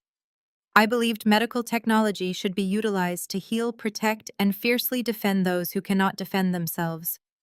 My journey here was not paved with inherited wealth or connections. It was forged in the darkest fires of betrayal. I learned early that the people trusted to care for the vulnerable are sometimes the exact monsters profiting from their pain. A subtle, uneasy murmur rippled through the crowd. The wealthy attendees adjusted their posture, sensing a sharp deviation from the standard script. I gripped the edges of the podium. We speak highly of medical integrity in rooms exactly like this one. I continued, my tone dropping to a sharp, clinical register. We toast our philanthropic contributions while ignoring the systemic rot festering in our own backyards. We trust our doctors. We revere our clinic administrators. We blindly assume the oath to do no harm supersedes the ruthless pursuit of profit. But what happens when that sacred oath is weaponized? What happens when a pristine medical network is actually a mechanized slaughterhouse designed to bleed the federal government dry, while actively dumping dying patients onto the street? I did not wait for an answer. I reached beneath the podium and pressed a small transmitter taped to the crystal base. Instantly, the massive LED screens flanking the stage flickered and died. The soothing charity logos vanished into absolute blackness. A collective gasp echoed through the conservatory. A split second later, the screens violently roared back to life. They did not display a promotional video. They displayed the raw, unredacted internal servers of my father's prestigious clinic network. Cascading columns of falsified Medicare billing records scrolled rapidly across the displays, every fraudulent transaction highlighted in an aggressive red. The sheer volume of stolen federal funds was staggering, the numbers ticking upward in real time for everyone to see. Beside the ledgers, a massive flowchart materialized, detailing the exact triage algorithm my father had built. The algorithm on the screen translated the ruthless clinical code into plain, undeniable English. It showed the automated protocols designed to reject critical trauma patients lacking premium corporate insurance. It displayed the digital mechanism categorizing dying human beings as financial liabilities, actively routing them away from my father's pristine recovery wards. Beside the algorithm, scanned copies of offshore bank transfers flashed in rapid succession. The documents showed millions of stolen federal dollars being systematically funneled directly into the dummy corporations registered under my sister Brittany's name. The entire room was witnessing a masterclass in federal fraud, predatory medical extortion, and sociopathic greed broadcast in brilliant high definition. The silence completely vanished, replaced by a rising, chaotic tide of outrage and revulsion. From the back of the room, a feral roar tore through the rising clamor. Richard violently shoved his way through a group of terrified socialites, his face a terrifying mask of purple bursting veins and sweating panic. His carefully constructed facade of the respectable medical patriarch had been entirely incinerated.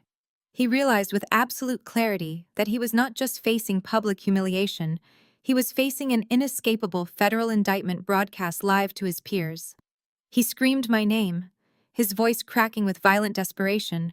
He ordered the wealthy guests to look away frantically, shouting that the documents were completely fabricated lies designed by a vindictive, unstable daughter. No one listened to his pathetic lies. The socialites physically recoiled, pulling their silk gowns away as he thrashed past them. Realizing shouting was useless, Richard wildly changed his trajectory. He spotted the elevated audiovisual control booth situated at the far left edge of the conservatory. He bolted toward the narrow steel staircase leading to the deck. He shoved a waiter out of his path, sending a tray of champagne glasses crashing to the ground. He bounded up the metal steps 2 at a time, his breath rattling loudly in his chest. He reached the soundproof door of the control booth and grabbed the steel handle, intending to violently rip the power cords directly from the main server racks. Richard yanked downward on the heavy steel handle with all his remaining strength. The door did not budge. He let out a frustrated growl, gripping the handle with both sweating hands and pulling backward with his entire body weight. The deadbolt held firm. Through the reinforced glass window of the booth, my lead data scientist, David, sat comfortably in a swivel chair. David looked up from his glowing laptop, met my father's crazed eyes, and offered a polite, deeply satisfying wave. Richard frantically slammed his fists against the thick glass. His muffled cries were entirely useless against the reinforced barrier. He pounded on the doorframe, his face contorted in absolute terrifying despair. I stood at the crystal podium, the silence in the room heavy enough to crush bone. My father was still pounding fruitlessly against the reinforced glass of the audiovisual booth, a pathetic sideshow to the main event. I did not even look at him. I leveled my gaze at the sea of pale, horrified faces staring up at me. These were the elite brokers, politicians, and socialites of Chicago, and they were currently watching the systematic dismantling of a medical empire they had funded and praised. I clicked the remote in my hand. The massive LED screens flanking the stage flickered. The red columns of my father's fraudulent Medicare billing vanished. A collective exhale swept through the grand conservatory, a brief moment of misplaced relief. They thought the execution was over. They were entirely wrong. It was time to show them exactly where all that stolen blood money went. I pressed the button again. A sprawling, intricate web of financial transactions materialized across the massive displays. The diagram was sharp, clinical, and completely undeniable. At the center of the web was the logo for Isaiah's prestigious hedge fund, the very firm that managed the portfolios of half the billionaires in this room. I leaned into the microphone, my voice slicing through the heavy silence. I explained that stealing federal Medicare funds was only the first step in my family's criminal enterprise. You cannot simply deposit $50 million of stolen government money into a personal checking account without attracting federal scrutiny. You need a washing machine. You need a brilliant, morally bankrupt financial architect. The laser pointer in my hand snapped onto the screen, tracing a thick yellow line from my father's clinics directly into Isaiah's primary holding accounts. I detailed exactly how Isaiah fragmented the stolen capital, breaking it down into hundreds of microtransactions to evade banking alerts. But he needed a legitimate front to funnel the clean money back to the family.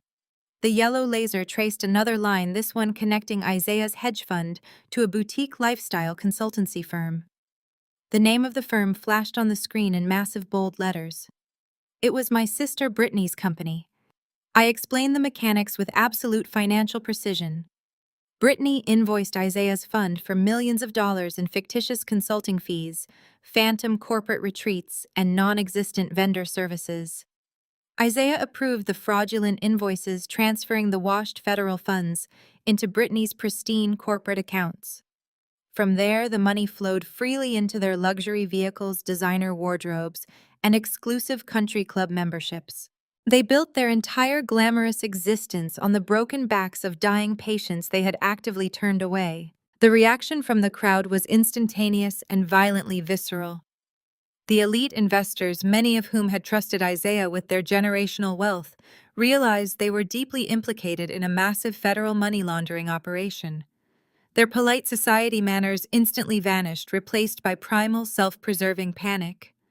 Furious shouts erupted from the VIP tables. Isaiah was no longer standing frozen. The paralyzing shock had finally mutated into raw, animalistic terror. He knew the federal whistleblower code was already in motion. He knew the Securities and Exchange Commission was currently tearing through his frozen servers. He turned his back on the stage, shoving a waiter out of his way, and bolted blindly toward the grand exit doors. He did not make it far. A wall of furious, terrified investors physically stepped into his path. These were the titans of industry he had scammed, and they were demanding answers. A prominent venture capitalist grabbed Isaiah by the lapels of his custom tuxedo, violently shoving him backward. Another hedge fund manager blocked his flank, his face purple with rage. They trapped Isaiah in a tight, suffocating circle, shouting threats and demanding the immediate return of their capital. He was entirely caged. Brittany could not comprehend the reality of the situation. Her brain, entirely conditioned by decades of extreme entitlement and zero accountability, simply rejected the facts displayed in high definition across the conservatory walls. She refused to accept that her fake consultancy was exposed as a criminal shell company. Her carefully curated image was disintegrating in real time, and her response was pure, unadulterated hysteria. She grabbed a heavy crystal wine glass from a nearby table, her face twisted into an ugly, feral mask of pure hatred. She let out a piercing, unhinged scream that temporarily silenced the surrounding investors. She hurled the heavy crystal glass directly at the stage. The glass shattered violently against the edge of the podium, showering the polished floor with sharp shards and dark red wine. She pointed a trembling manicured finger at me, screaming that I was a jealous, unstable liar. She shrieked that I had fabricated the entire presentation just to ruin her perfect life. I did not flinch when the glass shattered. I simply stared down at my sister, watching her chest heave as she continued to scream her pathetic denials.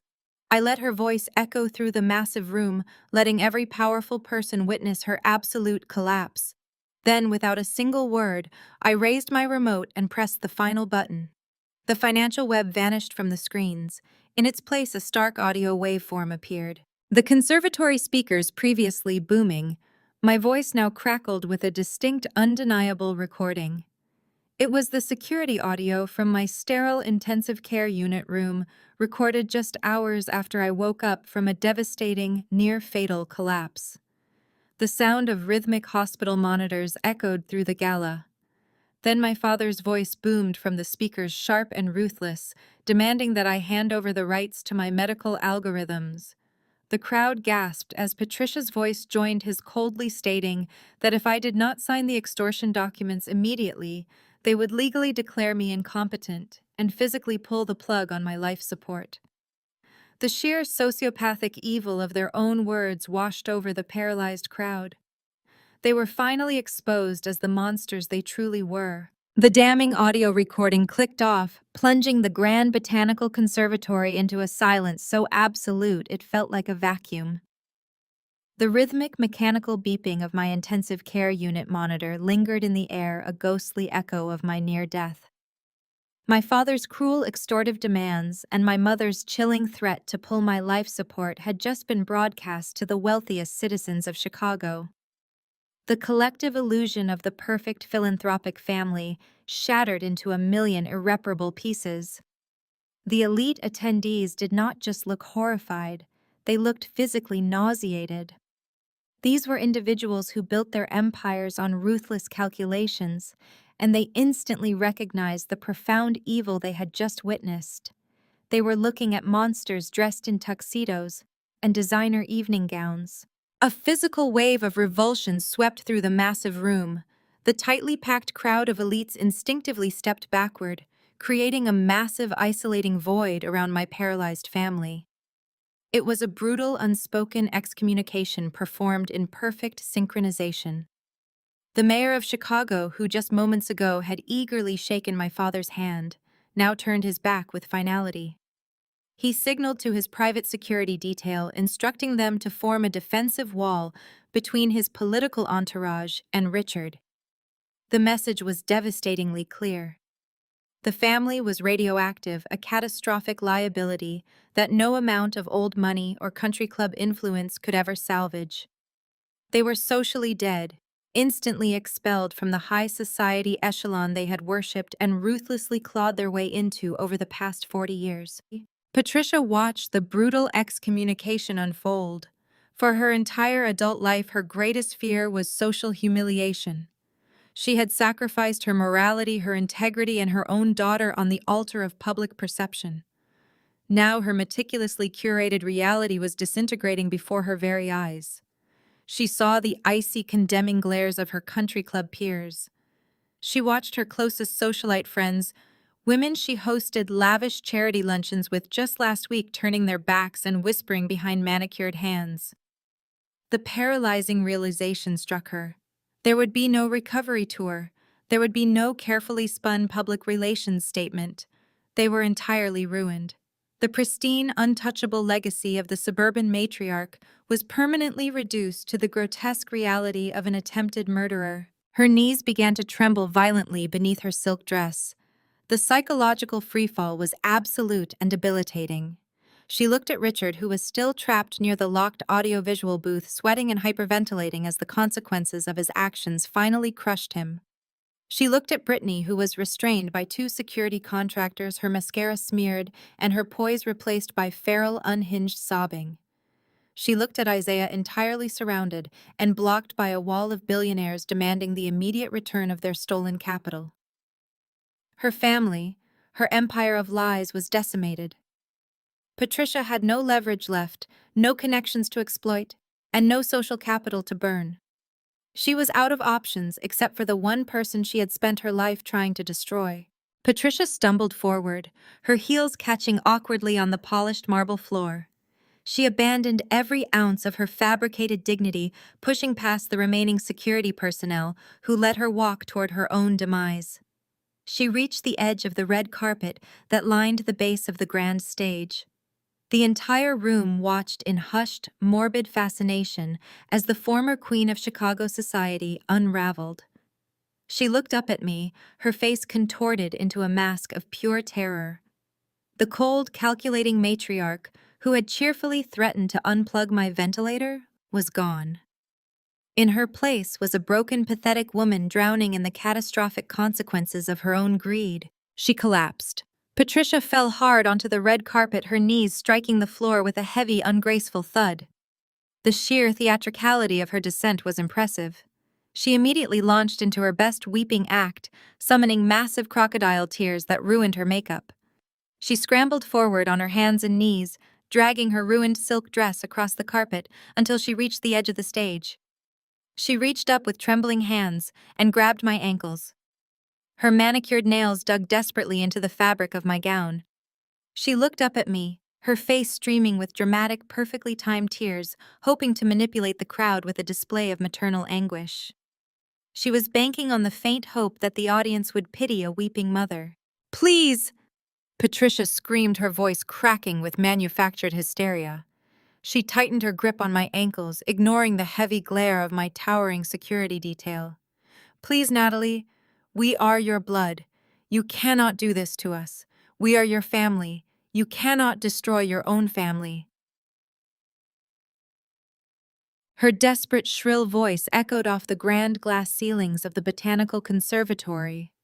She sobbed louder, pressing her face against my shoes, in a grotesque display of forced submission. She waited for me to break. She waited for the lifelong conditioning of the obedient scapegoat daughter to kick in. She expected me to yield to the overwhelming pressure of public family drama. I did not flinch. I did not step back. I looked down at the pathetic, weeping woman clinging to my ankles. I felt absolutely nothing. No pity, no remorse, no lingering sense of familial obligation. I simply stared at her, allowing the silence to stretch until her fake sobs began to sound thin and desperate. I leaned down slightly, bringing my face closer to hers, making sure the microphone captured every single syllable of my response. "Get up," I stated, my voice echoing with terrifying, absolute indifference. "Nobody believes your act." The exact moment the final words left my lips, the distant, unmistakable wail of approaching police sirens finally pierced the cool, crisp night air. The deafening screeching noise rapidly grew much louder and louder until a massive, highly coordinated fleet of flashing federal patrol vehicles aggressively surrounded the locked Grand Conservatory doors, effectively trapping them all inside forever. The heavy oak doors of the Grand Conservatory burst open with a deafening crash, shattering the remaining illusion of elite invulnerability. Dozens of federal agents wearing tactical windbreakers bearing the bold yellow letters of the FBI and the SEC flooded into the massive botanical hall. Their boots stomped in perfect unison against the polished marble, a rhythmic drumming that completely drowned out the classical string quartet still huddled in the corner. The flashing red and blue lights from the armada of patrol vehicles parked on the pristine front lawn bled through the vaulted glass ceilings, painting the terrified faces of Chicago's elite in alternating shades of panic. The absolute precision of the raid was terrifying to witness. The agents did not yell or brandish weapons at the crowd. They moved with a cold, surgical efficiency, parting the sea of retreating billionaires and politicians who scrambled to press their backs against the floral walls. Nobody wanted to be caught in the crossfire of a federal takedown. The socialites who had spent the entire evening sipping vintage champagne and networking now desperately shielded their faces from the glaring lights, terrified of being associated with the unfolding scandal. Richard realized his escape route was entirely blocked. He released his death grip on the locked audiovisual booth door and slowly turned around. Two towering federal agents flanked him instantly, their expressions carved from granite. They did not offer the polite deference he had demanded his entire life. One agent grabbed Richard's tailored tuxedo jacket, aggressively spinning him around and slamming his chest against the reinforced glass of the control booth. The sound of his expensive watch cracking against the glass echoed sharply. The agent kicked Richard's legs apart, forcing him into a humiliating, helpless stance right in front of the entire gala. The metallic click of heavy steel handcuffs ratcheting tightly around my father's wrists sounded like a gunshot in the silent room. Richard gasped for air, his face pressed against the cold glass, his decades of arrogant, untouchable privilege entirely dismantled in a matter of seconds. He was no longer the respected patriarch of a medical dynasty. He was a common criminal being processed in front of his peers. Across the room, Isaiah attempted one final pathetic maneuver. He tried to blend into the retreating crowd of investors, desperately hoping the agents would overlook him in the chaos. A seasoned SEC investigator stepped directly into his path, flashing a golden badge that sealed his fate. Isaiah threw his hands up in a frantic gesture of surrender, his knees buckling under the catastrophic weight of his financial ruin. He babbled incoherently, offering to turn state evidence, promising to hand over the passwords to the offshore accounts, begging for a leniency that would never come. The investigator remained completely silent, spinning Isaiah around and cuffing him with brutal efficiency.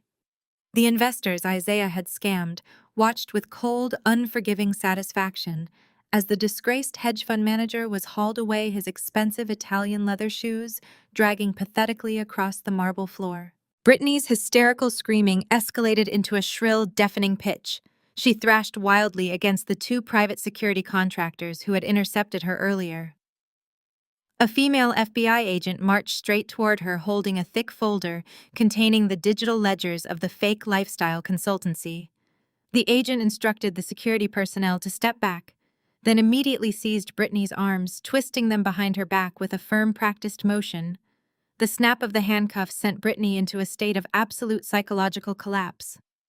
She dropped to her knees, tearing the fabric of her designer gown, violently fighting the inevitable reality of her arrest. The agent hauled her back to her feet by her shoulders and began reading her Miranda rights in a loud, crystal-clear voice that carried across the entire conservatory.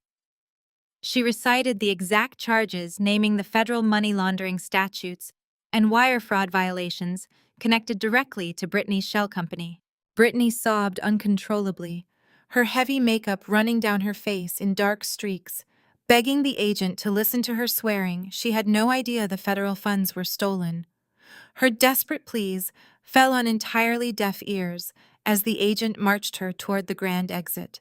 Patricia stood absolutely still in the center of the red carpet. The federal agents completely ignored her. She was not the mastermind of the Medicare fraud. She was not the architect of the offshore money laundering syndicate. She was simply the willing beneficiary of their systemic evil, and her punishment was far more profound than handcuffs. She was left entirely alone to witness the absolute destruction of her universe. She watched her husband being frog-marched toward the doors, his head bowed in ultimate disgrace. She watched her favored daughter screaming like a feral animal while being hauled into a federal transport van. She looked at the faces of her country club peers, the women she had desperately tried to impress her entire life. They looked at her with pure, unadulterated disgust. Patricia had nothing left. No wealth, no status, no leverage, and no family. Her pristine, curated reality had vanished into the back of those flashing police cruisers. I stood completely motionless at the podium, watching the surgical extraction of my abusers in absolute silence. The head of my security detail stepped forward, gently placing a firm hand on my shoulder to guide me toward the private side exit. I nodded, stepping down from the grand stage and walking slowly toward the main doors. As I passed the entryway, the agents were dragging Richard out into the cool night air. He dug the heels of his shoes into the threshold, fighting the agents for one final second. He twisted his neck violently, locking his furious, bloodshot eyes onto mine. His face twisted with pure venomous hatred and profound defeat. "You destroyed your own family." I looked at the flashing red and blue lights illuminating his ruined face. I did not blink. "No, I just diagnosed the disease." Diagnosed. 6 months evaporated into a relentless whirlwind of federal indictments, grand jury subpoenas, and seized accounts. The transition from the opulent conservatory to the sterile environment of the federal courthouse was a stark visual representation of my family's collapse. I sat in the polished oak gallery of courtroom 4B, wearing a tailored charcoal suit, my posture straight. The air smelled of polish and doom. There were no charity photographers here, no string quartets playing softly in the background, and no socialites waiting to kiss my father's ring. There was only the imposing wooden bench of the federal judge, the solemn prosecution team, and the destruction of a fraudulent empire. I watched the proceedings unfold with the clinical detachment of a surgeon observing a highly successful excision. The media had quickly dubbed it the medical fraud trial of the decade, but to me it was simply the final phase of a long overdue eviction. Richard stood before the judge, a hollow shell of the arrogant patriarch who used to dictate my worth. Stripped of his custom suits and bluster, he looked incredibly small inside his orange jumpsuit. The prosecution methodically laid out the catastrophic scale of his Medicare extortion ring, detailing every falsified triage algorithm and dying patient discarded for profit. The judge did not hold back delivering a scathing rebuke.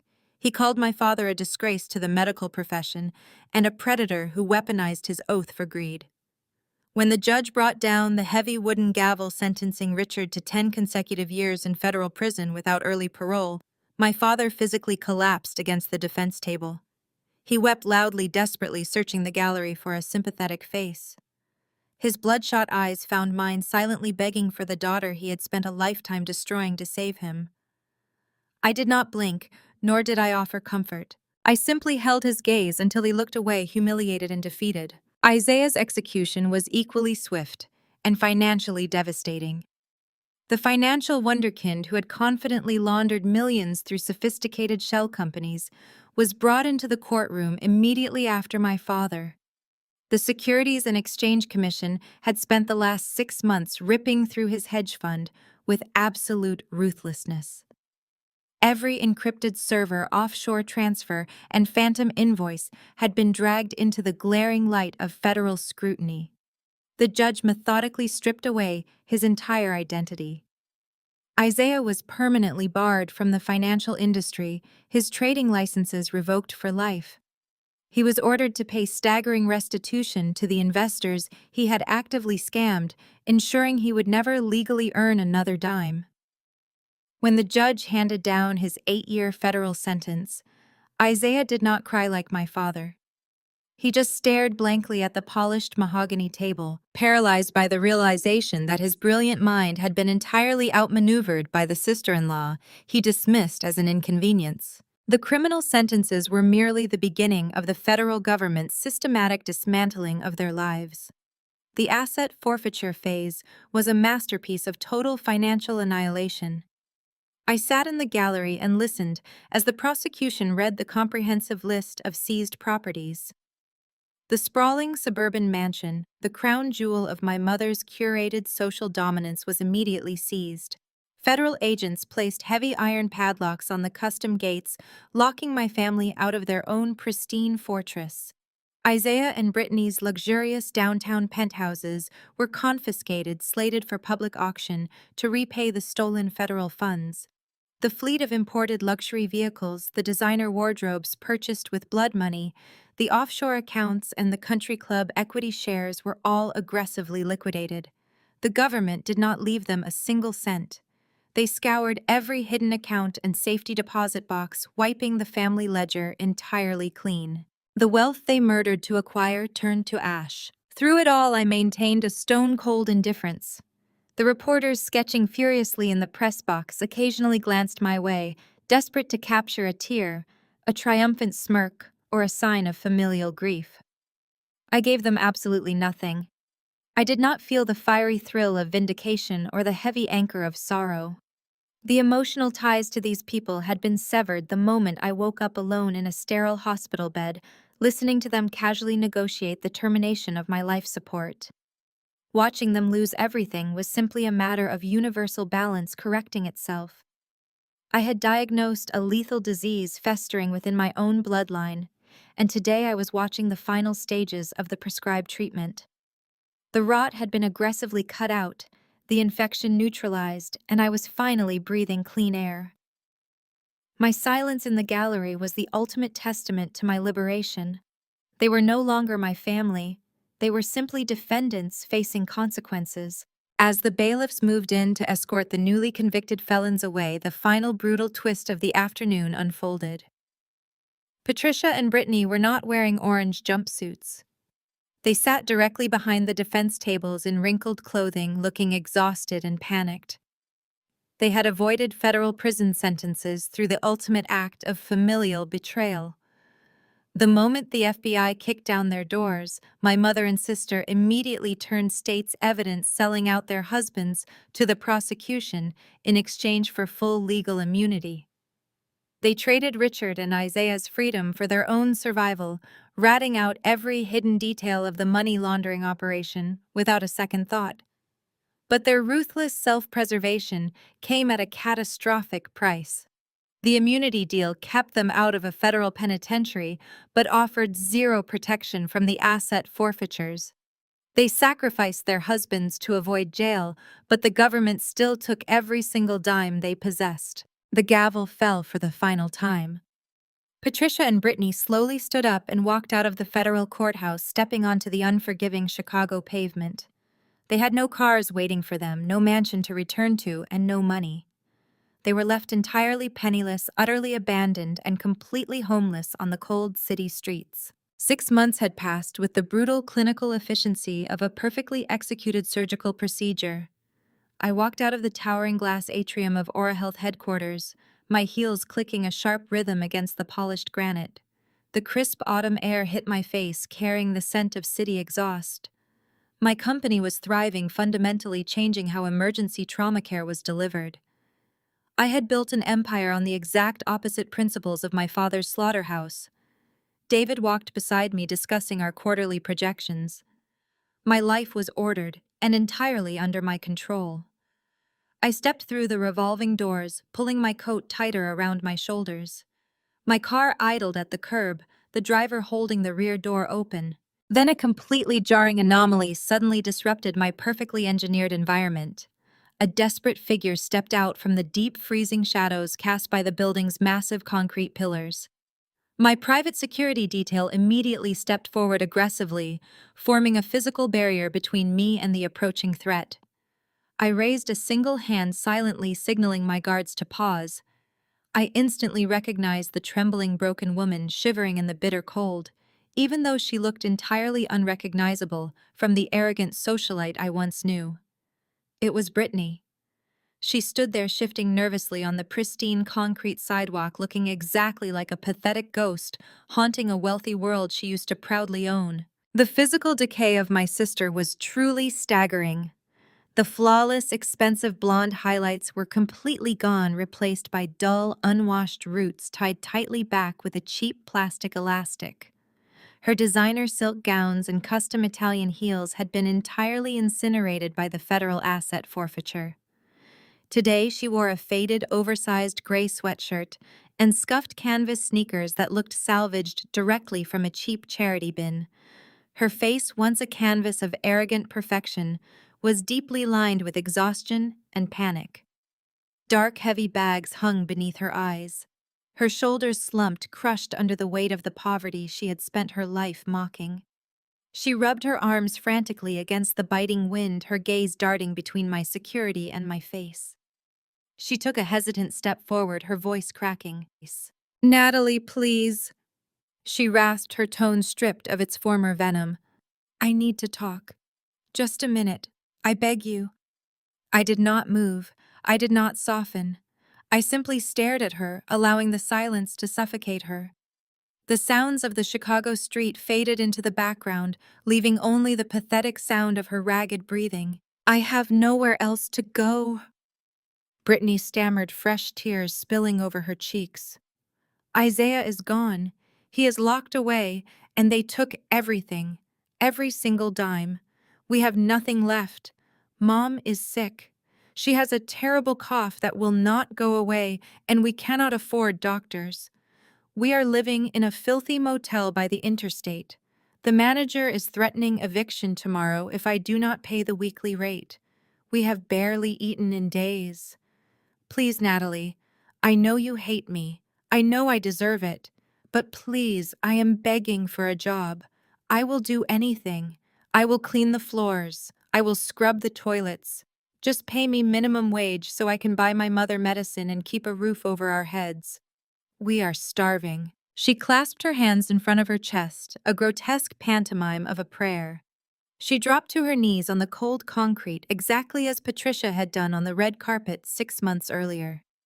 The desperation was real this time. The hunger was real.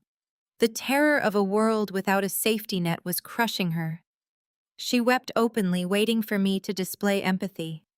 She was banking on the fundamental belief that blood carried an unbreakable obligation. I looked down at the top of her dirty, unwashed head. I did not feel a single ounce of satisfaction, nor did I feel the slightest flicker of pity. Looking at Brittany did not evoke sympathy. It evoked a single crystal-clear memory that had defined my entire existence. I remembered gasping for air on the dining room floor, my throat swelling shut from a severe allergic reaction. I remembered the blinding, suffocating panic as my airway violently constricted. I remembered my fingers scraping against the hardwood floor, desperately grasping for the life-saving auto-injector that had slipped from my pocket. And I remembered Brittany standing directly above me wearing pristine designer boots.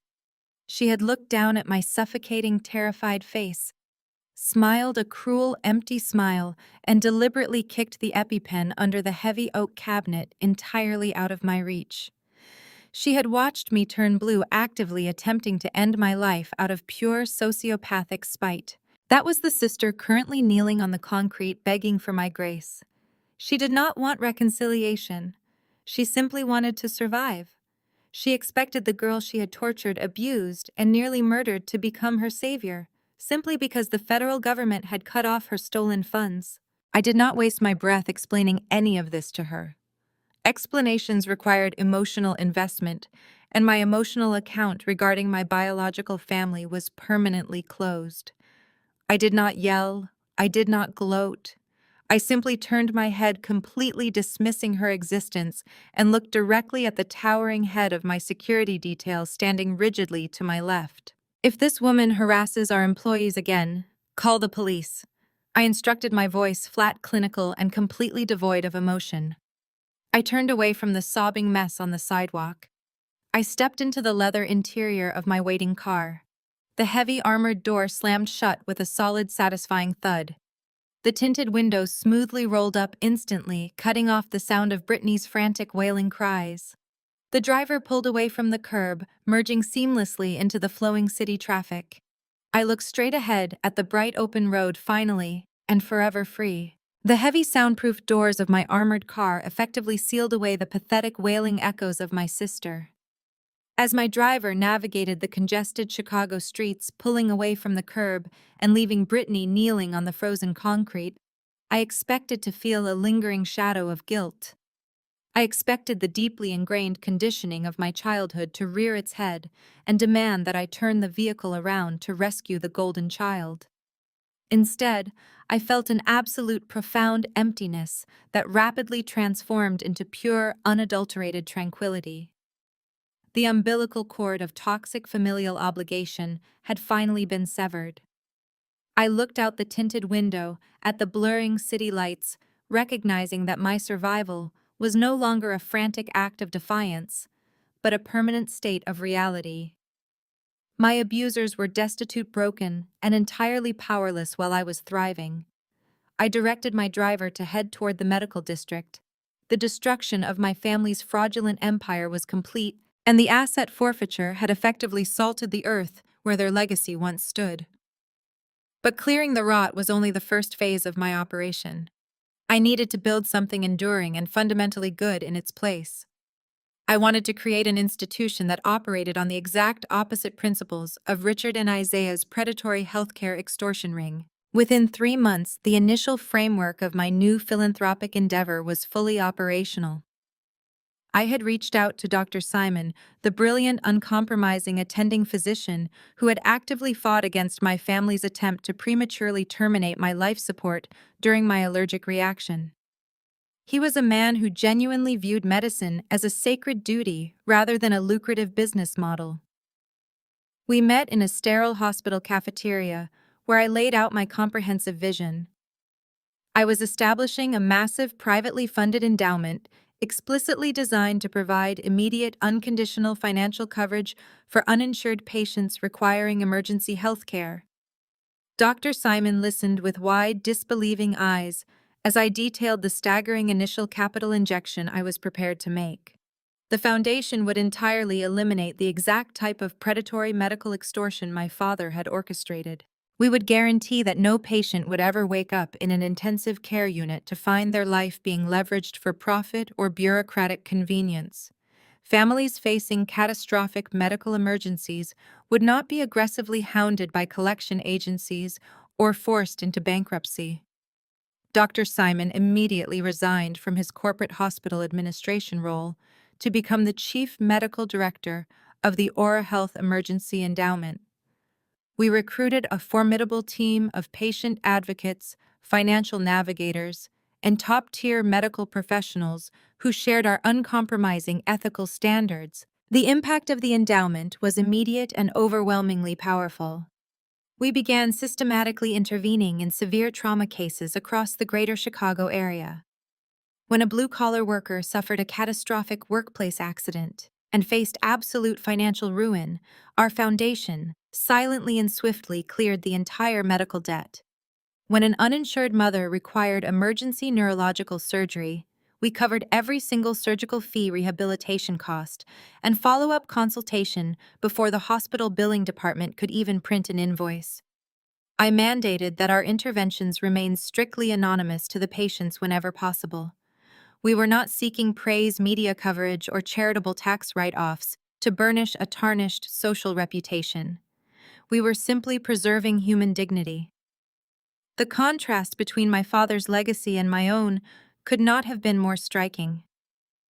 Richard had utilized his medical credentials to exploit the vulnerable, deliberately falsifying diagnostic records to extract maximum profit from dying patients. He built a mansion on a foundation of human suffering. I was utilizing my corporate wealth to dismantle those exact barriers, actively shielding the vulnerable from the ruthless machinery of the American healthcare system.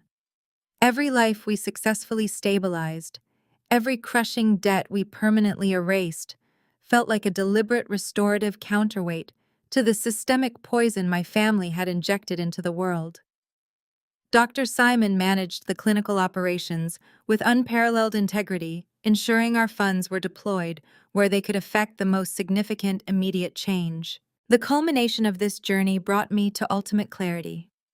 It was a brilliantly clear Friday evening when I stepped off the elevator and walked directly into the expansive living room of my new downtown penthouse. The sprawling residence occupied the entire top floor of a sleek, modernist high-rise, completely isolated from the chaos of the streets below. I bypassed the custom furniture and walked straight toward the massive floor-to-ceiling glass doors. Pushing them open, I stepped out onto the sprawling wrap-around terrace. The Chicago skyline stretched out before me, a glittering electric ocean of glass and steel illuminating the dark autumn sky. The freezing wind whipped through my hair, carrying the sharp scent of the lake and the vibrant pulse of the city.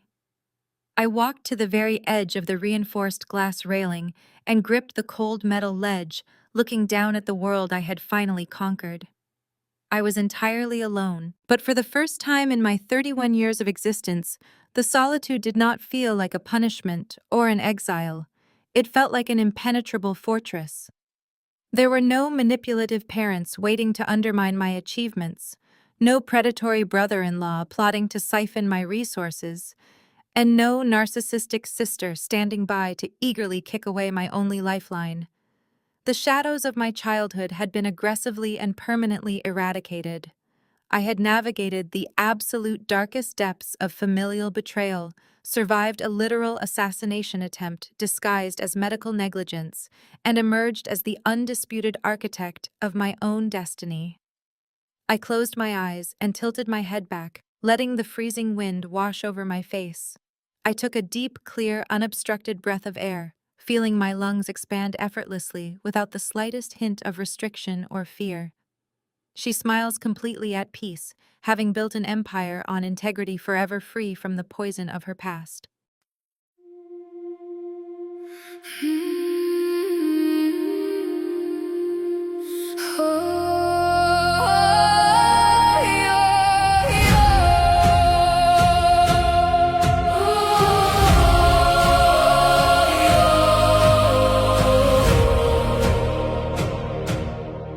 I used to ride upon your shoulders, thinking you could touch the sky. Every road felt less uncertain when I saw the world through your eyes.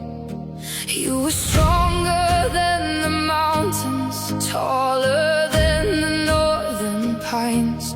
And when the winter winds were coming, you would stand between them and I. Time kept moving like the river, years slipped slowly out to sea. But no matter where life took me, you were always part of me. I am my father's daughter, in every step I take, in every time I choose to stand. When it's easier to break, I carry your courage in my heart, your fire inside my soul. And though the years keep moving on, your love still leads me home.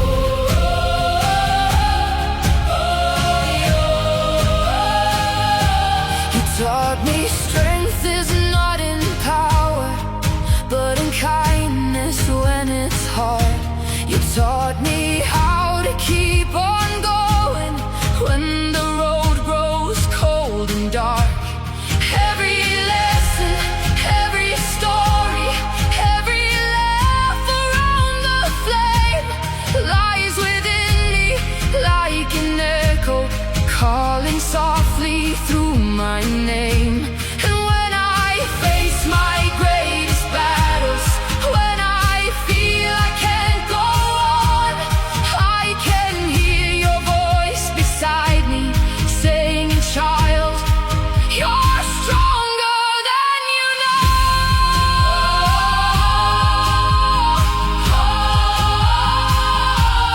I am my father's daughter, in every step I take, in every time I choose to stand. When it's easier to break, I carry your courage in my heart, your fire inside my soul. And though the years keep moving on, your love still leads me home.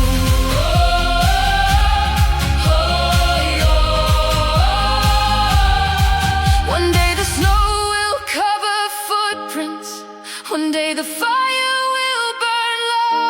But the things a father gives his daughter are the things that never go. Not the gold or not the stories, not the battles that he won, but the quiet way he loved her and the woman she becomes. I am my father's daughter, and I always will remain through every trial.